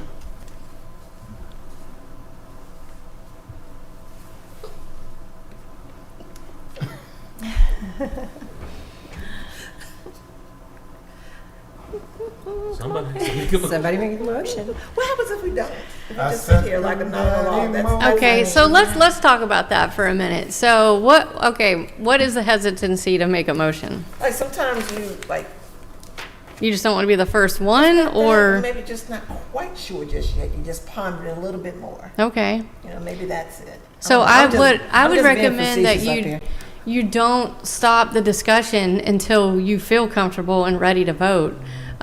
Because I'm just going to say this, since we're amongst friends right now, it looks a little awkward for y'all to sit there and make faces at one another or scoot back and not, make a motion or like, you know what, I was thinking this, but something. I would say something. I would say, because the chairman is all business and he's calling for the motion and this. So what can we do to make you more comfortable? And can I just say, Yeah. the perception of it can be that we are not in consensus. We're not, you know what I mean? We don't have a consensus about, or we're not decisive about what decisions that we're making. So that's my concern of it too, for them to know that, hey, whether we disagree or disagree, we're voting on this or how we feel. So transparency is messy, isn't it? So it's something that's part of the process, right? So you have the presentations, we got the information, we're having discussion, and then you can call for the question. And sometimes you might get like, okay, well, so I thought I wanted to do this, or someone makes a motion and we're waiting on a second. I think that that discussion helps a lot, but that you may have a motion that fails. You may have to make another motion. It may be like that until you get somewhere to build a consensus. And then if you get to a point to where it's a no recommendation, I would suggest, because let's say you've called 3 or 4 times and you only get one motion and it keeps failing. So obviously we're heading towards a no recommendation. I would suggest then that something be put on the record as to why you made a no recommendation. Because then that information is sent over for the board to review, and they want to know, I do know this part, why was there no recommendation? What is it that they needed? What was going on? Like that. Like, we need to figure that out. But wouldn't that, well, no. I was going to say, wouldn't that kind of be mentioned in the motion, the reason? Or Only if you state it in your motion. right. Right now, So what I'm hearing is a call for, I move to approve the future land use map amendment, and then you call for a second, I don't hear anything. Exactly. So, We didn't even get the motion on that. I know. So, Yeah. Okay, well, let me ask this. If I was going to go for this motion, yeah. how specific do I have to say the words? Do I want to approve the future land use map, and then I got to say all the words and letters and numbers, whatever it was, right? It's written right here. On the, it's right here on the script. Yeah, we're gonna give you. I think the Well, important. yeah, but what I'm saying right yeah. now, I don't have it in front of me. So It I- does, When he yeah. wanted me to, or he wanted that said, I couldn't say it because future land use map, and then the next letter couldn't come into my head. So Right. that's why I couldn't have said it at that Okay. point. But I would have said it. But And Well- the reason I'm laughing because sometimes I draw a blank, so I Yeah. have to go back and look. I'm just We being all honest do. with That's why. everything. That's so that's why the- you have agendas and Yeah. scripts and paper and who knows what. Would it help if or should I repeat it, or should they say it when they state the motion? I think I They think, should however you all feel comfortable, but I think you all should have the same information in front of you. So whoever wants to make the motion is comfortable at least reading what they're moving to do, right? And so what I would also include, and I think where you might have been going with your question, what I would also include in my motion is what I would like to see approved. So for example, I'd like to make a motion to approve special use permit case, whatever the case is, but with the amendment to include a condition for no lighting and no noise after 9 PM at night, something like that, and then see if you get a second. yeah. Or it could be as simple as I move to approve item R2 as presented. Just however you're all comfortable, where you know what you're talking about and you know what you're voting on. So, my only concern with that is that if you because need to of say something, please me go not ahead, being able yeah. to kind of take notes on that specifics of what they just said on the motion. so that's So what that- the secretary's here Okay, for. okay, So who takes okay. takes minutes? Is that you? Okay. So she will be taking that down. And Okay. also too, as the chairman and the members, if you need something recalled, like, okay, what was that? And then the recording secretary will stand up and let you know what just happened. Okay, good. Yeah. Good. So Okay. staff That's- needs to do that. Okay, Yeah. that's good to know. But doesn't their response have to be based on the code? We're approving this because it meets the code. We're denying it because it does not meet blah, blah, blah. Even no recommendation because of, that's what I'm used to, is it has to be, their response has to be based on the code, what the code says. Right. Or, So you know, we've you given reference them. the code when you're saying it.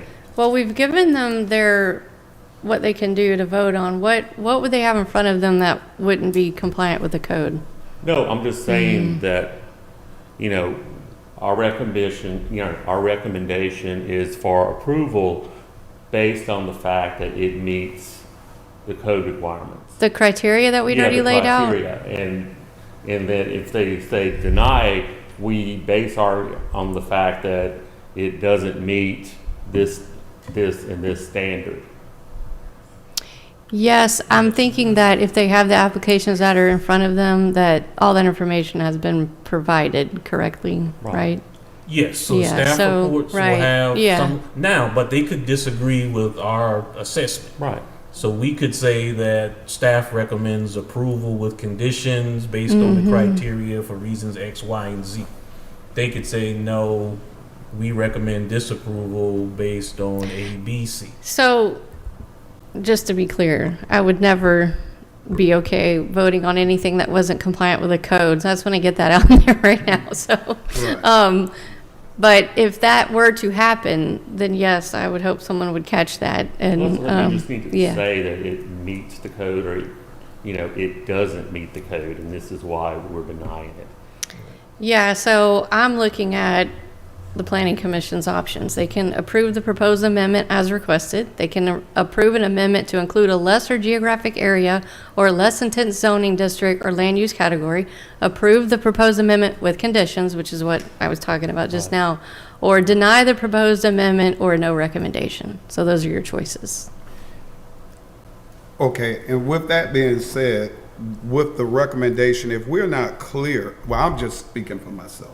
If I'm not clear on something, rather than to make a recommendation that may be ambiguous or irrelevant or not even germane to the, I would rather just do a not pass it or do a no vote. But I mean, I wouldn't feel comfortable adding something from the recommendation. So, right, so after staff has answered all your questions and you're still not clear, right? Like that, okay. Yeah, because I would either vote for it or against it.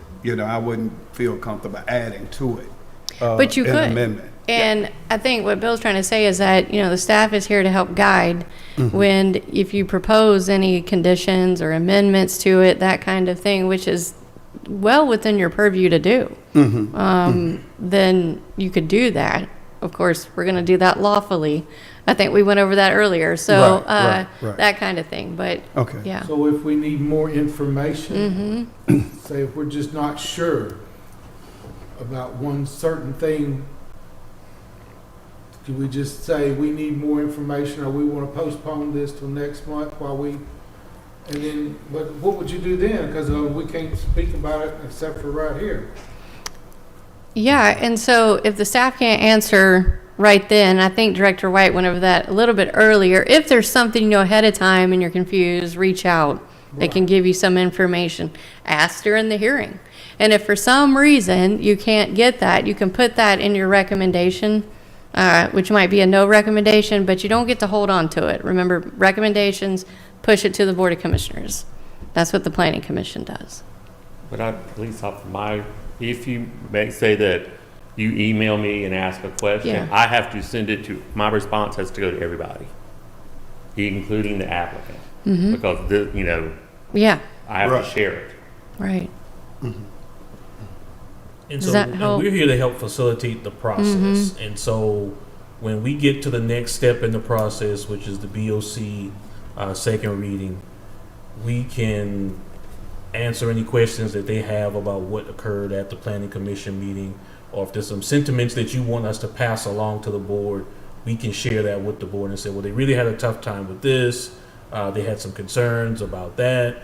And one of the decisions that the board has is they can refer it back to you to reconsider again. And so we can have them do that. Well, that's their decision. We can't have them do it. But if Right. they want to, they can elect to send it back to you for further consideration.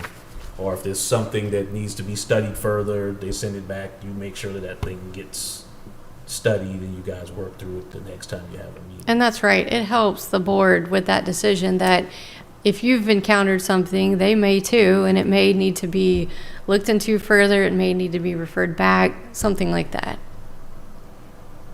Yeah, so don't withhold the decision because you're concerned about something. Vote your conscience, go with what you believe. But if we need to fill in the blanks or pass along additional details, we can do that.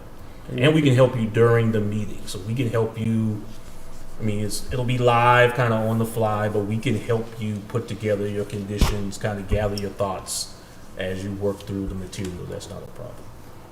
That's I've good. also done That's where good to know. I've seen them that they passed it contingent on planning answering this question. But, before it goes Oh, yeah, to the that's a DOC. great So you can do that point. also. Yeah, that's good. Absolutely. That's And a I great feel point. that I'm glad I'm hearing this because that makes me feel more comfortable, Yeah, with- absolutely. because sometimes we feel like we're in a box and we can't deviate outside of that box. So just knowing that, we can Right. have those discussions and deliberations, and if there is something that needs to be done, we have the guidance to be able to get us back on track. Oh, you got lots of guides out. I see them out here. So lots of guides. But previously, y'all talked about, how much, if you have like 9 people that want to respond. I've had chairs that say, because where the list went to them and they called the people. And they would look and it's like, okay, we got 9 people. That means you each have, 1 minute to respond. And, he would extend at that point and say, and he'd just base it off the number of people. Yeah. So if you've got 3 people, okay, that means each of you have 3 minutes. That way no one dominates. At least that's my. If you feel like shaking it up, Mr. Chairman, Well, my concern is only that everybody's heard and be fair about it, which we have to do, but at the other portion of it, not letting it drag on because the more it drags on, the more out of control it can Yeah. get. So just keeping it contained, keeping it precise as to what the agenda is and discussing specifically that and not getting off course and getting people riled up and so it get out of control. So I don't mind. I don't see where 10 minutes, if they have 10 minutes collectively or 10, long as they stay within those parameters, we fine. If they don't, if we give it additional time, we can. If not, we'll move on. And I've had them also where at the very, when the public part, they would say, okay, we've got a crowd. If the person up there has already said what you were going to say, then don't stand up. Let the people that have different opinions speak. There's a lot of things you can do. Yeah, but I like the idea if it's a big group, then they have one spokesman. They get together and have that one spokesman speak. That way it doesn't get out of control. You don't lose information because you're hearing so many speakers. absolutely. You could just it can get lost in the fog. Okay. So we still have a motion on the floor. Hanging motion. Do we have a that's second? Do we have a second? Painted the room green. We don't know yet. We're still out here. I don't think We haven't we should go through the designated the entire palette motion. for. I move that item FLM 2024-2 be approved, approve the proposed amendment. Is that what we're on? Okay, do we have a second? Second. Okay. All in favor, vote by saying aye. Aye. Those opposed, motion carries. All right. Oh, she did. I just, we're in a mock meeting, I ain't think it's serious, okay, I'm sorry. Look at that peer pressure already working. Yes. Yeah, we should have had a tie that made fun of it, but I think we'll skip the third one. I believe here what can happen will happen. Yeah. That's all right. Absolutely. yeah, that's true. That's true. So just be clarified, if we have a tie, if it's a tie, it's considered, For you, it's a no recommendation. no recommendation. So I would make a motion then to say, make a recommendation for, or do we, how would that So go? I think you have to have, what is it, 3 attempts for the planning commission, 3 attempts, and then it turns into the no recommendation. But I mean, I think it would be good though if you have the no recommendation, you put something with it. Right. Like we To say, didn't agree on make a this. motion or, that- yeah. You know, That we're it not would comfortable be a no vote. recommending Something this. like that. Yeah. Right, And so we're we would letting make a the- recommendation Yeah. for a no vote on this Yeah. It's item. not something that you use a lot.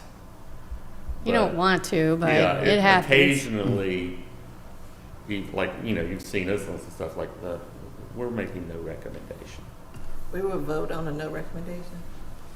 Well, I think it just results in the no recommendation. I mean, That's what we just yeah, discussed it tonight. just. That would be the result, we wouldn't have to do a motion on no recommendation. Okay, That's then the we didn't have to outcome vote of on the it. vote. Okay, okay. Yeah, I'm reading it. It says a motion that fails by majority vote shall be deemed as the no recommendation, so. Okay. Okay. Okay. So once we get to level 2, we'll get into Robert's Rule of Order. Oh, but Lord, I'm we'll leaving. save that. We'll save that for 2027. Can we get the beat of the gavel? Right. Get that gavel. You all get a gavel, right? Oh, I had a care break the gavel one time. The head just took flying off. Listen, it can get crazy, so. Okay, so we need to move for adjournment? Not yet, no. We do have another item on your agenda, and that's going to be our UDO review, so staff will just go over the UDO. So if you're all comfortable with closing the mock hearing here, we'll Okay. move on to your item R2. Okay. And that'll be staff presenting. And that's this packet? Yes. Okay.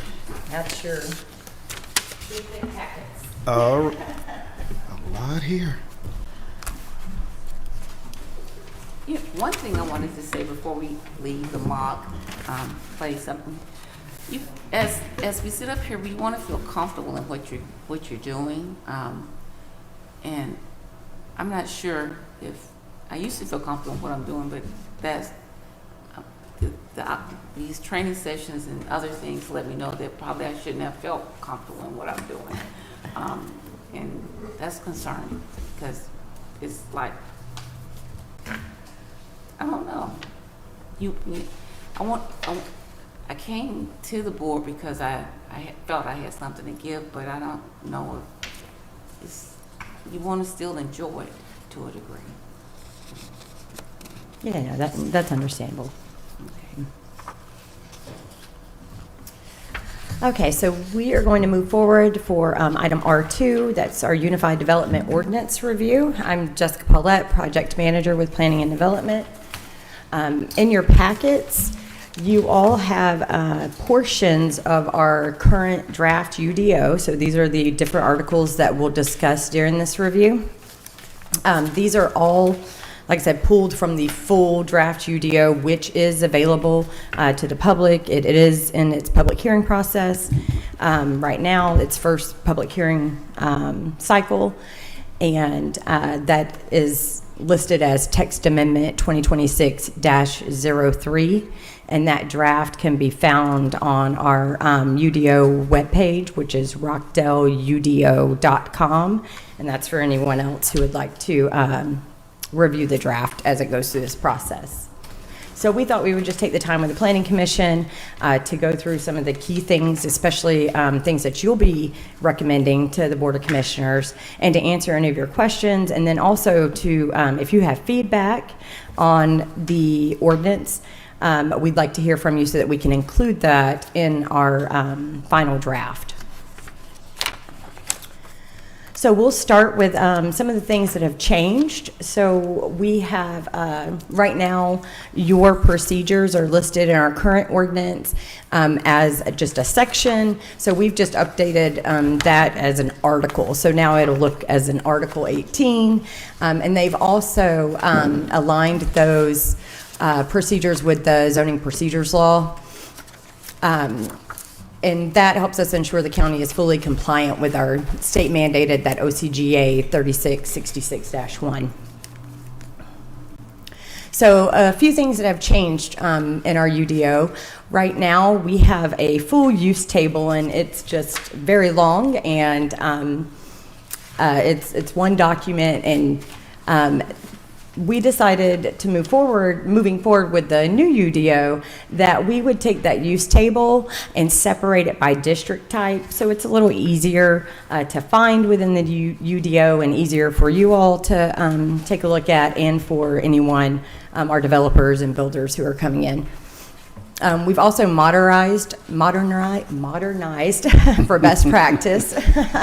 So some things that were reviewed were the Religious Land Use and Institutionalized Persons Act requirements, and we've grouped our uses by parent use types to appropriately categorize those uses, their intensity, and to also allow a little bit of flexibility for those new and evolving uses in the UDO.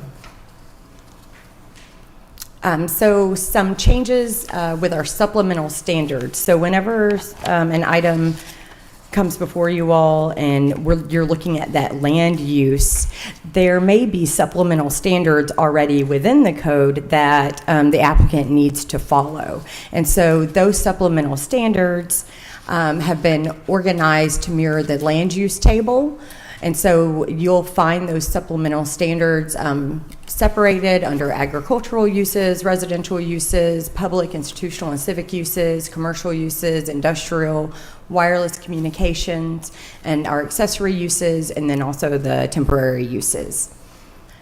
So some other notable changes.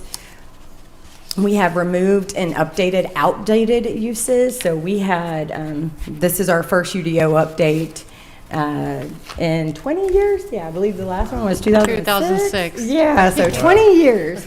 So that use table had some old uses that really aren't relevant to today's culture. So we also included some provisions for new emerging uses, so those data centers, unique residential development types, and also places of assembly. We also worked to update our definitions to align with the state regulations and specific use needs. So that would be under like our personal care homes, crisis centers, daycares, things like that that are already regulated by the state. So we ensured that our regulations mirror the state's regulations as well, with some additional regulations on some of those uses. We've also removed the vague provisions to strengthen strengthen the regulations for flexible uses. So our home occupations, special events, and temporary events were updated. And then we've also tightened the operational limits for business vehicle parking and like mobile food vendors.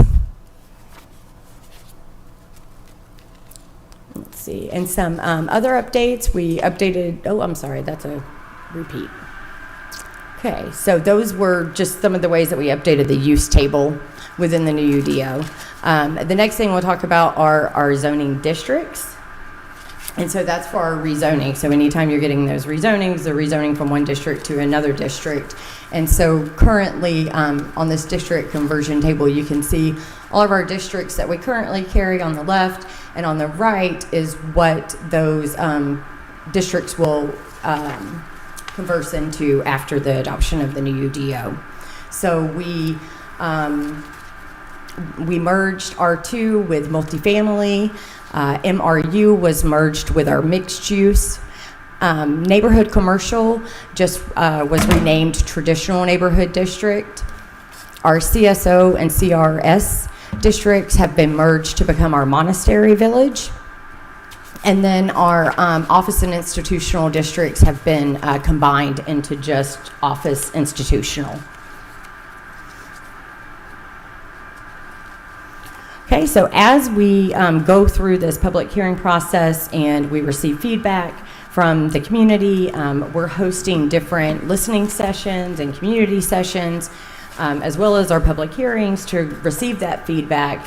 And along the way, we've been asking at our community sessions where some of these nodes may belong. So we have talked about adding things like a Honey Creek node or a Honey Creek village that would pretty much encompass senior housing. So the development we would gear development of senior housing in that area. For Milstead, we would have historical preservation regulations in place for the Milstead Village District if we went forward with something like that. The Monastery Village, so we want to discuss how far that should expand, which those boundaries look like. Should it just be the adjacent properties around the monastery? Should it expand through South Rockdale near the monastery? So we're just trying to get some feedback on the public and from you all as well on where these districts should be placed within the county. And then we also are talking about an equestrian village district, and so that would be near the horse park area, or it could be South Rockdale, just our more agricultural lots for equestrian villages. And would that Yep. pertain only to, so what if you're, what if you are outside of the horse park area and you have horses and stuff like that? Yeah, so this would be, if someone wanted to rezone to this district, it would have regulations under that they would need to meet to be part of this district. So, and then also that's where the boundaries come in. But so if it's boundaries, then they wouldn't be able to rezone unless they're within those boundaries.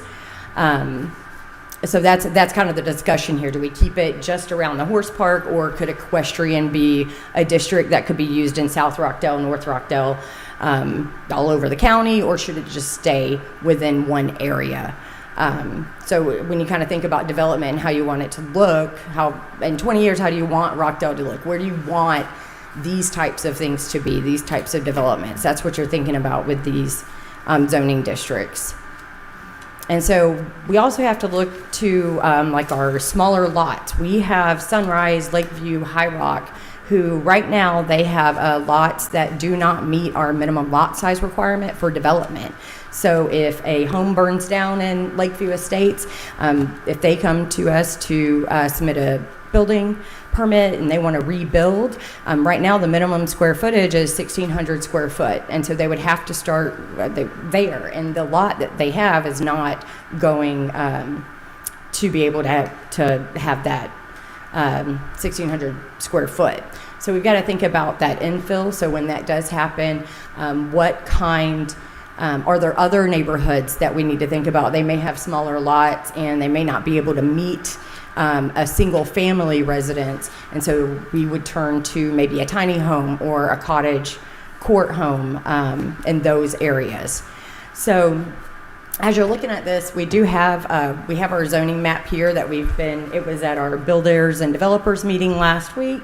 And so we're just kind of putting dots on it on anywhere you're thinking about as you look at some of these districts, or if there's a district that's not listed that you think would be useful to Rockdale, then we want to know that. So if I think I have a Vanna who may help me with dots.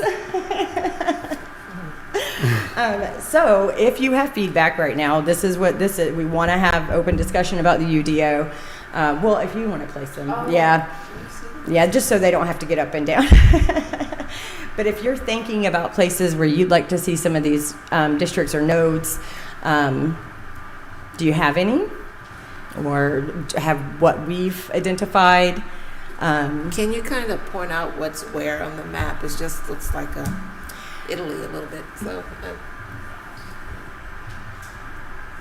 As far as where I don't know how it's positioned. What's where? So North Rockdale, our WP area, this is going to be our Milstead area here. And it's similar, it's the same shape on the screens too.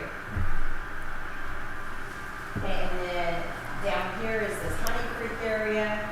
And then down here is that South Rockdale, that would be the monastery area. So up here is Gwinnett County? Right there? Yeah. Okay. Yes. And what is that purple area that's there? This is going to be our industrial kind of corridor. Yeah, this is a Like Sigmund? Zoning map. Down the Sigmund Way? That building?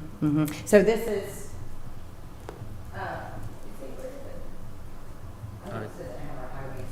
it would help if it had the highways on it.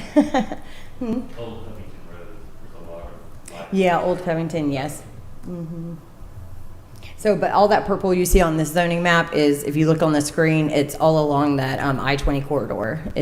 That's what's running right through the purple on this zoning map here. But these colors that you see here are not the colors of this map. So I'm sorry if that's confusing. The colors that you see up here match the circles on the map on your screen. Here's the problem. I can't see.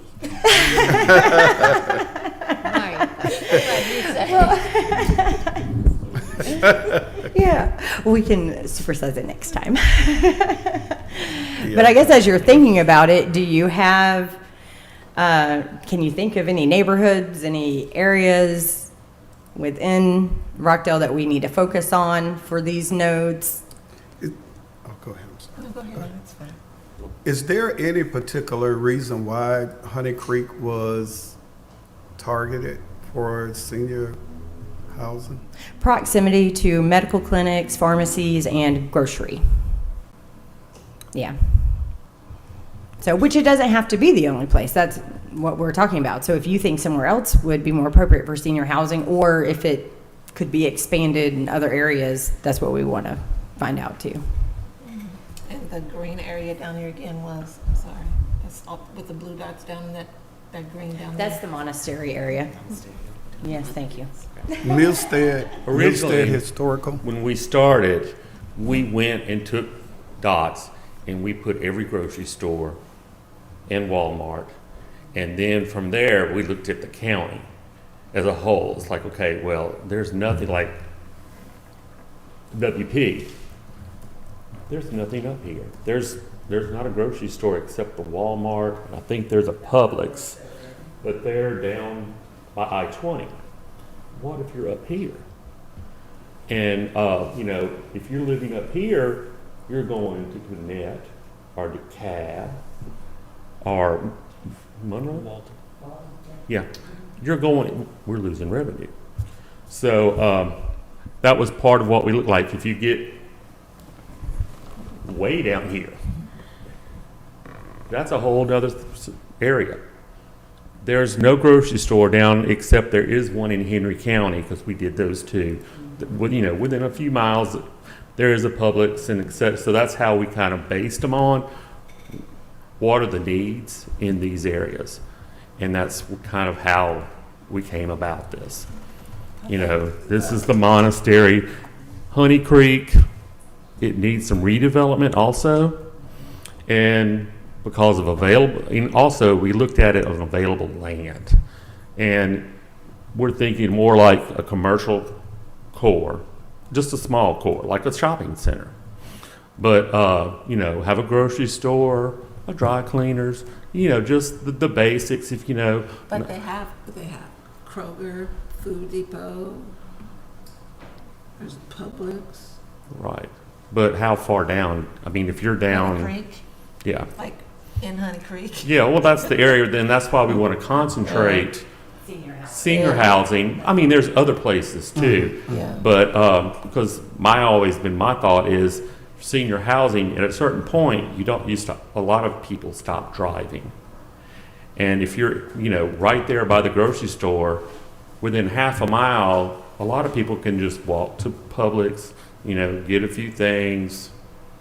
I did a lot of research on senior housing.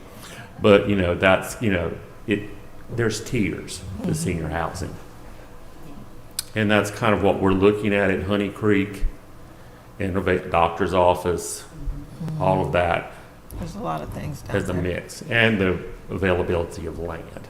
Like the monastery, it's different.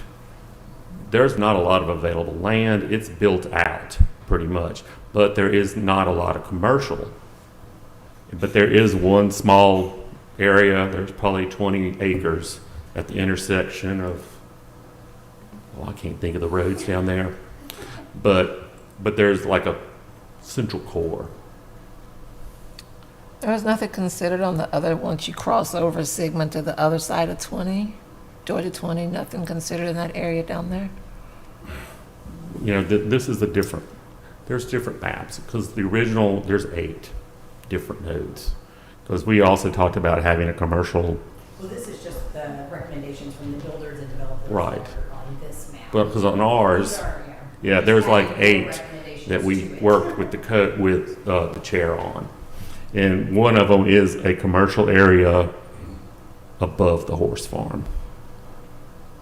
Because you have, like I said, WP, and there definitely needs to be one over here, like High High Rock at and Lakeview. There's nothing over there but a gas station.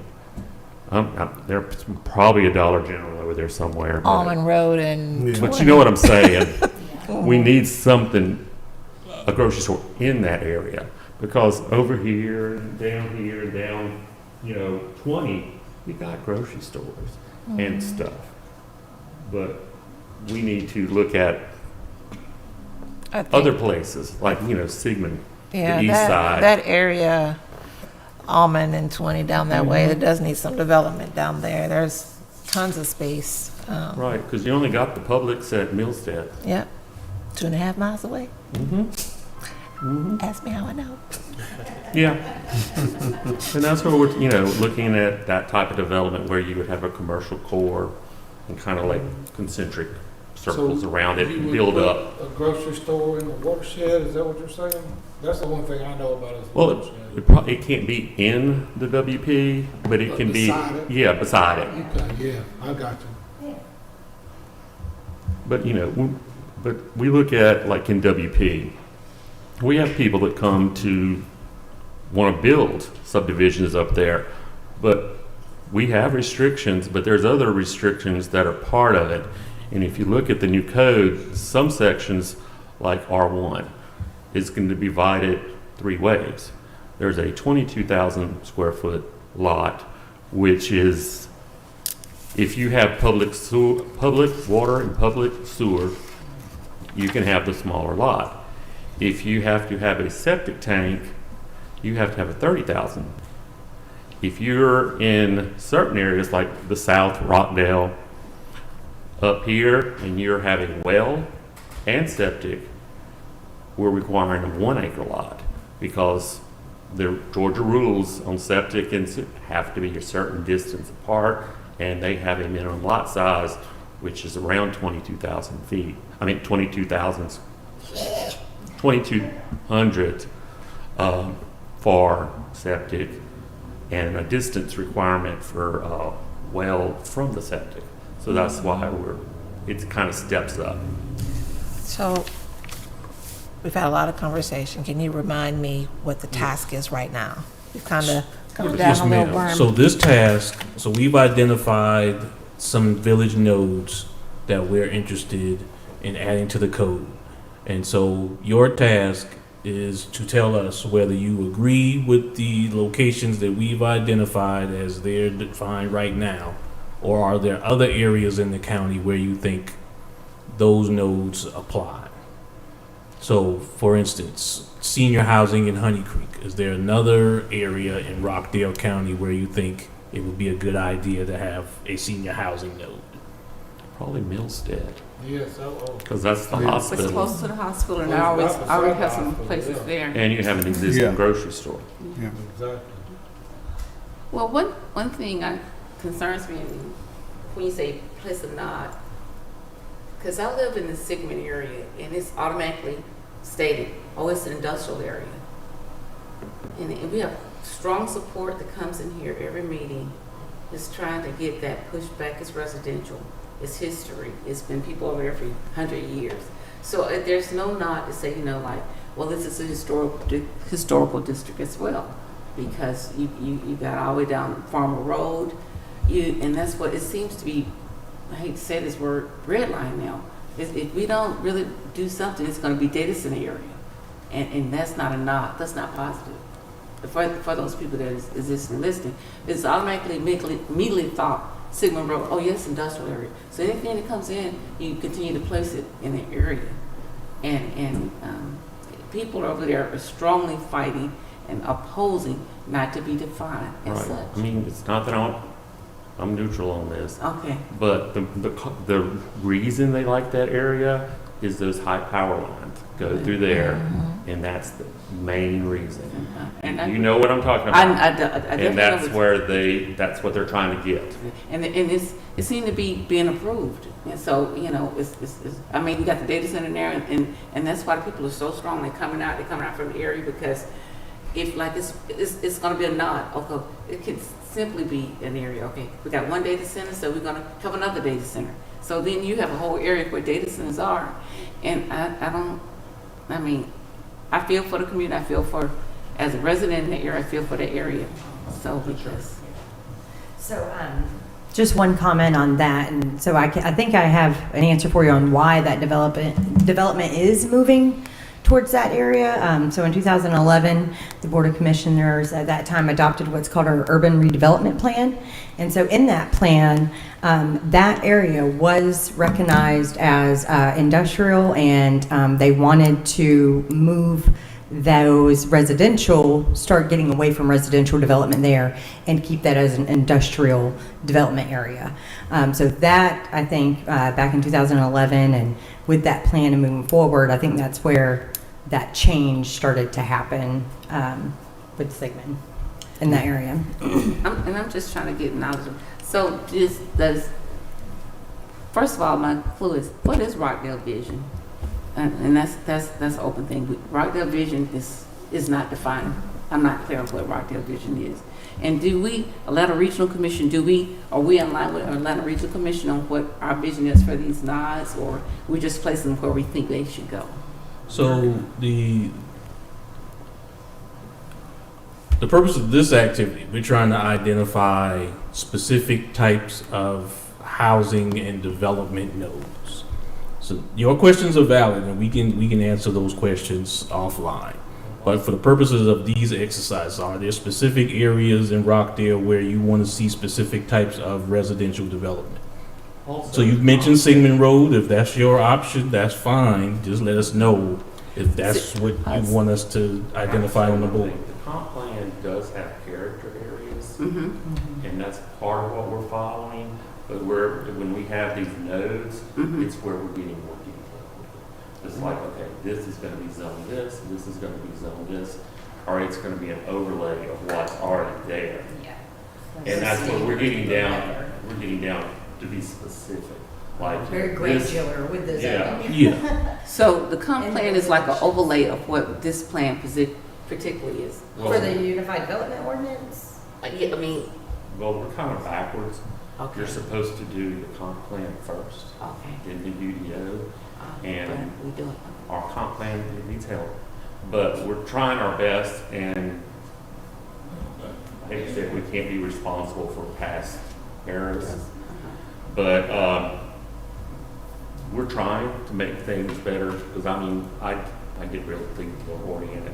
Because in these districts, there'll be architectural standards that may be more stricter, and like the senior housing, I've got this big long report I've been working on, and I get into the nitty gritty of, bathrooms, and wheelchair accessibility, all of that. It gets real detailed.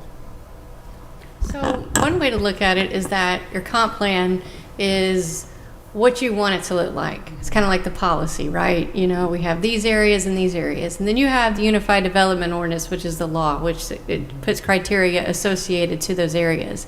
Rockdale County does have a strategic plan. It's on our website. And so you'd have the strategic plan, the comp plan, and then the code. That makes people beholden to these things and you're in this process right now, right? And all of that is dictated by the Atlanta Regional Commission and the Department of Community Affairs. We can't take one step without them signing off on every one of these things. They'll be signing off on this too. So you're right in the middle of it, and it is very granular right now, but you can't help but ask, well, okay, let's make sure we've got this overarching picture of what we want it to look like, and not right now you're zeroing in on these little areas, so. And basically, we're just saying we're going to put in the code monastery reserve. And in the future, when we've done more, had time to do research, we'll come back and with the detailed plan for that area. And also, With that sorry, Bill. boundaries, et cetera. I was just going to add one more thing too. Going back to the urban redevelopment plan. So when that was adopted, we had no idea what a data center was. Nobody knew what that was. Nobody knew what data centers and battery centers and whatever else, which is why we've pressed pause, at least on the ones coming now, and put a moratorium so we can, and you'll be obviously helping with that too, with this UDO, writing what that means, because this UDO has no idea what a data center is. So those kinds of things are like really drinking out of the fire hose, right? So do we have any other areas that we'd like to identify on the map before we move on? Now, I have a question. So the infield, what's the That's what, infield? Infill is where, like, you have an established neighborhood, but you have empty lots. That's what infill is. Neighborhood So, like subdivision. so like subdivisions? Yeah. And those rules will be different for an infill. Like, if this is older code, each house is set back 25, but the new regs say it has to be 40. What we do is that, okay, this is an infill. You'll base it off the neighbor properties, where what their frontage is and average. And, the sides will probably stay the same, but it's just infilling what's appropriate and what will fit in the lot. You can't put a Walmart on a 1 acre lot. There is a new home on Georgia 20 on the northeast side. That house, compared to the others on the street, is almost like it's in the road. It's that close to the street. So how was that? Do you know what house I'm talking about? It's a beautiful home. It's nice. When GDOT bought right away for 20, they buy up because up to them, it's the owner of the property. They sell it off, and because I understand, because I look at houses too, and I'm like, you're too close. Well, this to house the road. was just built not a month ago. It was finished. And it's like, when you're driving past it, the other houses are nice away from the street. And this new house is literally from here to that door from the curb. See, that's where infill, because we really right now don't have regulations for infill. And I've used it before in a lot of places, and normally it's averaged. You can do the neighbors, or you can even go with the full block, a certain distance and come to an average. I mean, when I worked in Mississippi, it was beach houses. And some of them were 90 feet, some were 100, and here comes a new one. Oh, I want to do 50. It's like, no, you got to do what's the average between your neighbors, because when you have a beach house, if you're 30 feet, they're 50 feet back, you're blocking their view. And it doesn't look, like you said, it doesn't look. It's weird. So where I live, there's a row of houses that's been there, I'm gonna say since 50s, 60s, right? Then the house on the other side of my driveway, there's an empty lot. That's an acre lot. And then the house next to, the two houses next to them is further back than this row over here. I'm a quarter mile off the road. So that doesn't match any of that. So you see what I'm saying about average, like in your case, you're way back. Or, if your neighbor comes in, really, if it's way back, who cares? But if you're wanting to go forward, But that 1 acre lot that's beside me, I don't want anybody to build a house in that lot, because it just doesn't make sense where the house could go based on the landscape of the, topography of how that's shaped, with the house that sits back this way and the houses that are here. Then there's another house that's going to be just like the one they just built, that's sitting right on the curb almost. I'll have to check up on that. Because that, it may, well, if it's just built, I wasn't here. So, and there's a difference, when it's but a single home and this it's a brand new subdivision. one is, And right on the road. Just to be mindful of everybody's time, so we're getting close to the end, and we still have a lot of ground to cover. Okay. Shoot us Sorry. something offline, and we can take a look at at that specific Just give me situation. email address. But I'll look it up. let's move to the next part. Okay, so the next thing that's changed, a new district that we're introducing is a planned unit development. And so we formally established a special purpose district, and it sets minimum standards to be considered in the rezoning process. So minimum requirements prioritize policy components from the comprehensive plan and our recent ARC housing study. And so this allows for flexible master planned communities that can implement specific character area goals. So they may have to choose they'll have two minimum requirements with a PUD district. So they would bring us, new or unique concepts. They would need to meet public green space requirements. And so it just gives more flexibility for development and innovative development in Rockdale. And with that PUD district, this opens us up for tiny home villages or cottage village development. And so like I said earlier, right now, the minimum square footage that you can build is 1,600 square foot. So that doesn't give you a lot of option, especially for those. During our housing study, we were given a lot of feedback from the community that they want smaller lots. Not everyone wants 1,600 square foot homes. They want to have options. So we have included those options in the new code. So there will be options for a tiny home from beginning at 400 square foot, then moving to cottage village development that will begin at 800 square foot, and then single home family will be now, I believe, 1,100 square foot. 1,200 square foot. Okay, and so these are just some examples of those tiny home and cottage villages. So this is what we're looking at when we talk about the tiny homes. Can I ask a question? I know we're sensitive about time, but this is intensive, a lot of information.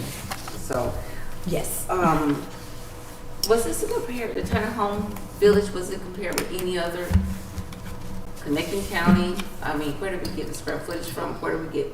Oh yeah, it's there's actually in the International Building Code, there's regulations for tiny homes, yes. Because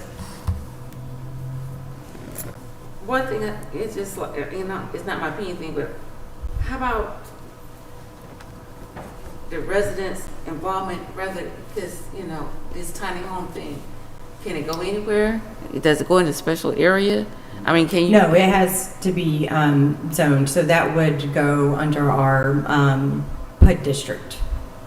So if they wanted to do a PUD, they would rezone to a planned unit development, and they would bring us the plans and everything. Then they would come before you, and you would get to see them all, and it would go through the whole public hearing process. So that would be a rezoning to this special purpose district. Do we have to have it there?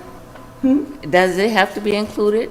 Tiny homes, does it have to be included in our new? Well, that's the purpose of this, so we want your feedback. If you don't want tiny homes. I don't want tiny homes. Okay. I mean, and we will note that down, yes. Okay. See, other parts of that is we're restricting it. You can't, like a tiny home village, and maximum is 3 acres. We're not allowing tiny homes on an individual lot. It's like your neighbor. Oh, I got an acre lot, you drop a tiny home in the middle. But we got so many acreage and equestrians homes here. It's easily where I can see where someone would sell their 5 acres, 6 acres, 10 acres, and they'll make it a total community of tiny homes, and they make it a total community of tiny homes right beside someone who they want to keep their equestrian a lot. So it's concerning. So. Tiny homes, water and sewer kicks in. Yeah. Because if you got a tiny home, you don't have, where are you gonna put a septic field? Because they take a few thousand, square feet. And if you got them on little small lots, you don't have room for it, unless they're gonna put in a, sewer system. It's gonna limit where they can go. Because I don't see anywhere it has been successful. I don't see anywhere where it's been used. I mean, it's prior to it getting on an option within Rockdale County, where is it successful at? So tiny home villages, cottage development, while it's not a new thing, but it's part of the missing middle conversation that we've had in previous sessions. But it's something you've seen out west, the things you've seen around the country, state by state. and different jurisdictions have adopted tiny home regulations, cottage development regulations to deal with some of the affordability issues that we have around the country, giving different options for senior housing, some of the intergenerational developments that we've seen now. There are more people, be it elders, be it adult kids, be it folks with disabilities, where they can be around each other and afford to live in those circumstances without having to acquire the expense of a traditional single-family detached home, or even townhomes for that matter, that can be relatively expensive depending on where you are. And so what this attempts to do is to allow us to have diversity of housing options based on people's tastes and based on what they can afford. So the question that we have for Planning Commission is collectively as a group, are you in favor of these development types? If you are, what zoning districts would you prefer to see them in? What districts would you not prefer to see them in? Would you allow them to be done by right? Do you want them to be subject to a special use permit process where they come to the Planning Commission and to the board for approval? Those are the questions that we're asking from the Planning Commission about tiny homes, cottage villages, all of those development types. Because just by watching the news or whatever, they are more, to me, what I've seen them more in concentrated, close areas such as the city of Conyers. That is closer to where a walking distance is. For them to be out into the county, I don't see the need. I think it needs to be more study as far as the impact of property value, of bringing them on board, because I can see, that would be my thought. And that, it may not be the place to answer that question here, but that would be one of my concerns. And I think you got to get a tiny home, you got to think about the car, whatever, all that got to take, the driveway, the fire department got to get there. So can we address all that here? Oh, And that's it's all addressed in the code, correct. Okay. Yeah, they come with regulation standards. They have to meet development standards just like a regular single-family home. They have driveway depths, where the garage, if they can have a garage. So Yeah. all of that is addressed in the development code.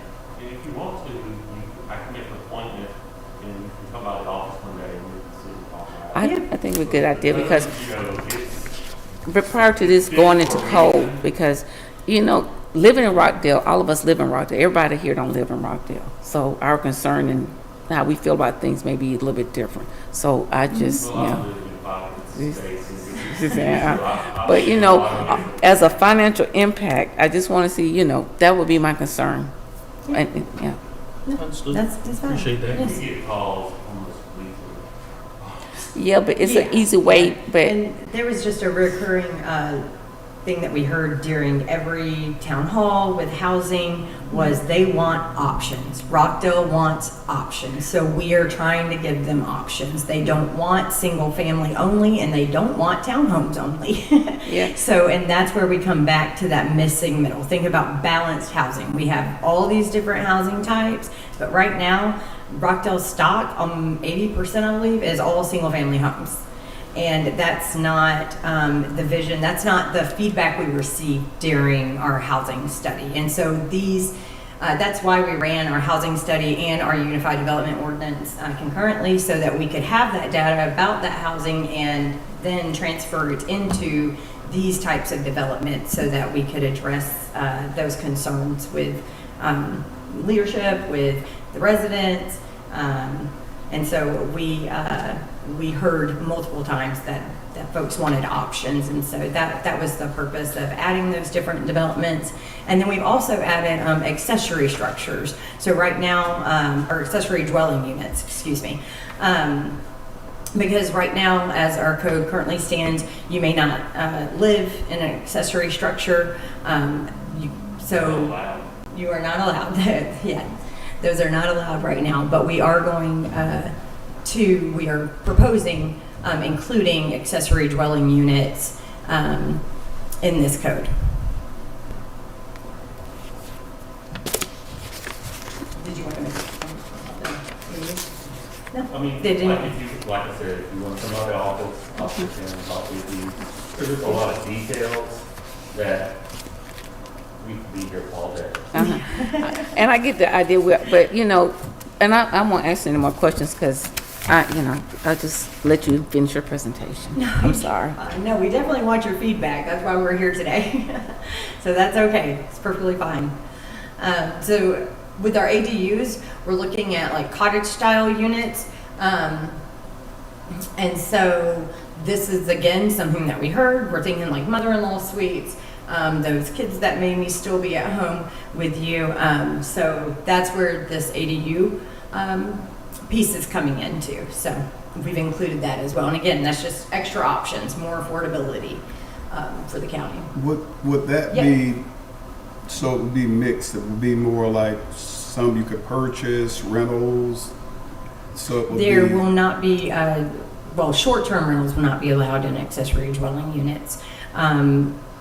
The standards with the accessory dwelling units is they need to match your house. So you can't, put this very modern-looking ADU on your property and then you don't have that type of home. So we're trying to keep those architectural standards similar as well, so that they match. There's size limits. Yeah, size limits as well too. We're debating it, but we're around 800 square feet, and it has to be one bedroom. You can't put two. It has, it's just a one bedroom. so it wouldn't be a thing, you couldn't just put, my concern would be somebody put in those there and rent them out. That the code will not control rental. Yeah, no, we won't be controlling if they're rented out or not. We do have it in our short-term rental ordinance that that the short-term rentals are not allowed to be in ADUs. As far as your own personal property and you own it and it's not a short-term rental, if you're renting it out, planning and development is not going to get involved in that piece. Right now with this ADU. But we can say that if you are going to rent it out, it has to be a long-term rental. That the lease has to be, it's still being decided, minimum of 6 months, or it could be a minimum of 1 year, so that it's not like a short-term rental where it's just. Right. Okay, so some other changes that were made were to our architectural design standards. So we have made some improvements to the quality and the character of neighborhoods by proposing a minimum 40% brick or stone. The sides and rear have minimum 25% brick or stone, and then we're prohibiting vinyl siding, so it will only be allowed on the eaves, soffits, and the trim. And the pictures just show you kind of what's being developed now and what we're looking for, what the new code will, those regulations will develop. And then the same thing with multifamily and mixed use standards. So again, for the front, 50% brick or stone, sides and rear, 30%. And so breaking up the box so it doesn't look like that top picture, which is just box style, just placing some different architectural features within those multifamily units. Our commercial design standards, similar to that mixed use or multifamily, again, trying to get away from that just like flat top standard commercial building and moving towards the more brick and stone glass high-grade stucco look. Okay, so right now, this is our updated project line for our UDO. And so today is our April 9th PC work session. And next, this will go before the BOC for a second reading on April 14th, where planning staff has requested that the BOC refer the UDO back to you for further review so that we can do this again on May 14th and bring it before you and answer any questions. And also so that you have more time. We know it's a large document, and we really want you to be able to read through it and provide us that feedback. This also gives us more opportunity for some community engagement on the UDO. So on April 15th, next Wednesday, we will host a community engagement listening session, and that will be from 6 p.m. to 7:30 p.m. at CE Still, and you all are also welcome to attend that. meeting as well. And so we'll have kind of like breakout sessions with everyone. We'll have the code broken up into different sections, and we're going to record feedback from the community on these different uses, the different districts. And so you're all more than welcome to be part of that conversation as well. And so if the board on April 14th decides to refer it back to you, like I said, it'll come back to you on May 14th, and then it will go before the BOC for their public hearing on May 28th, and then we will be looking at a final decision and adoption on June 9th, with final implementation on July 1st is when the new code would go into effect.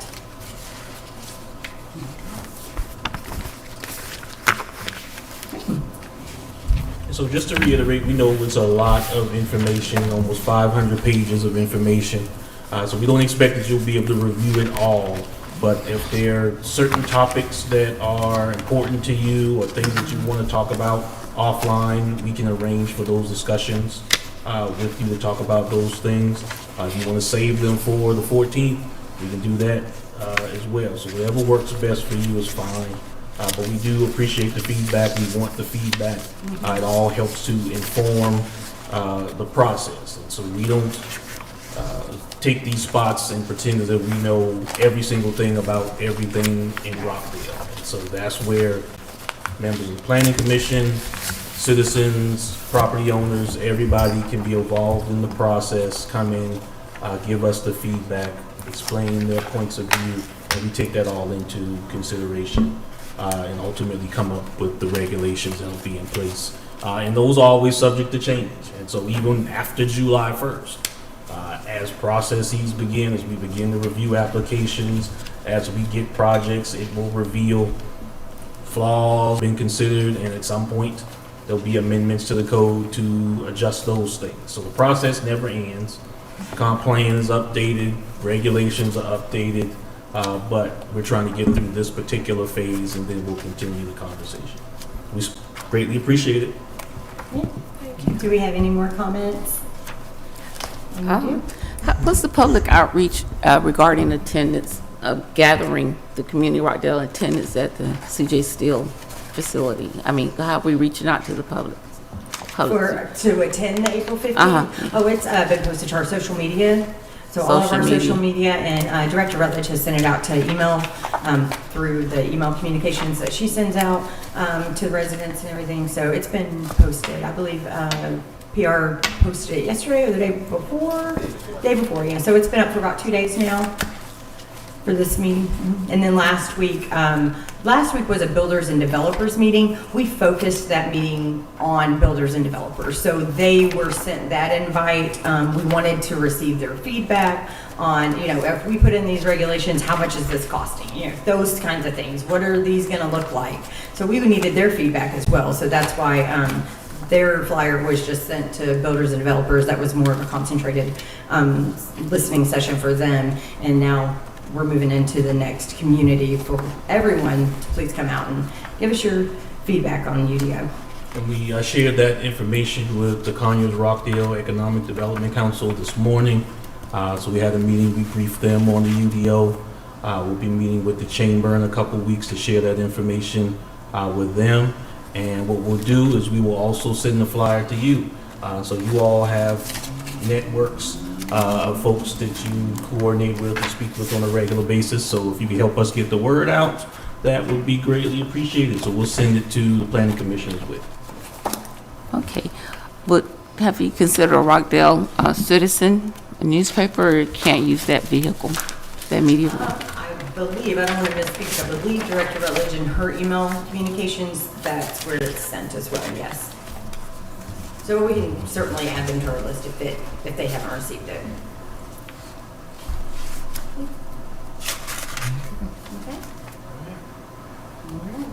Back to you.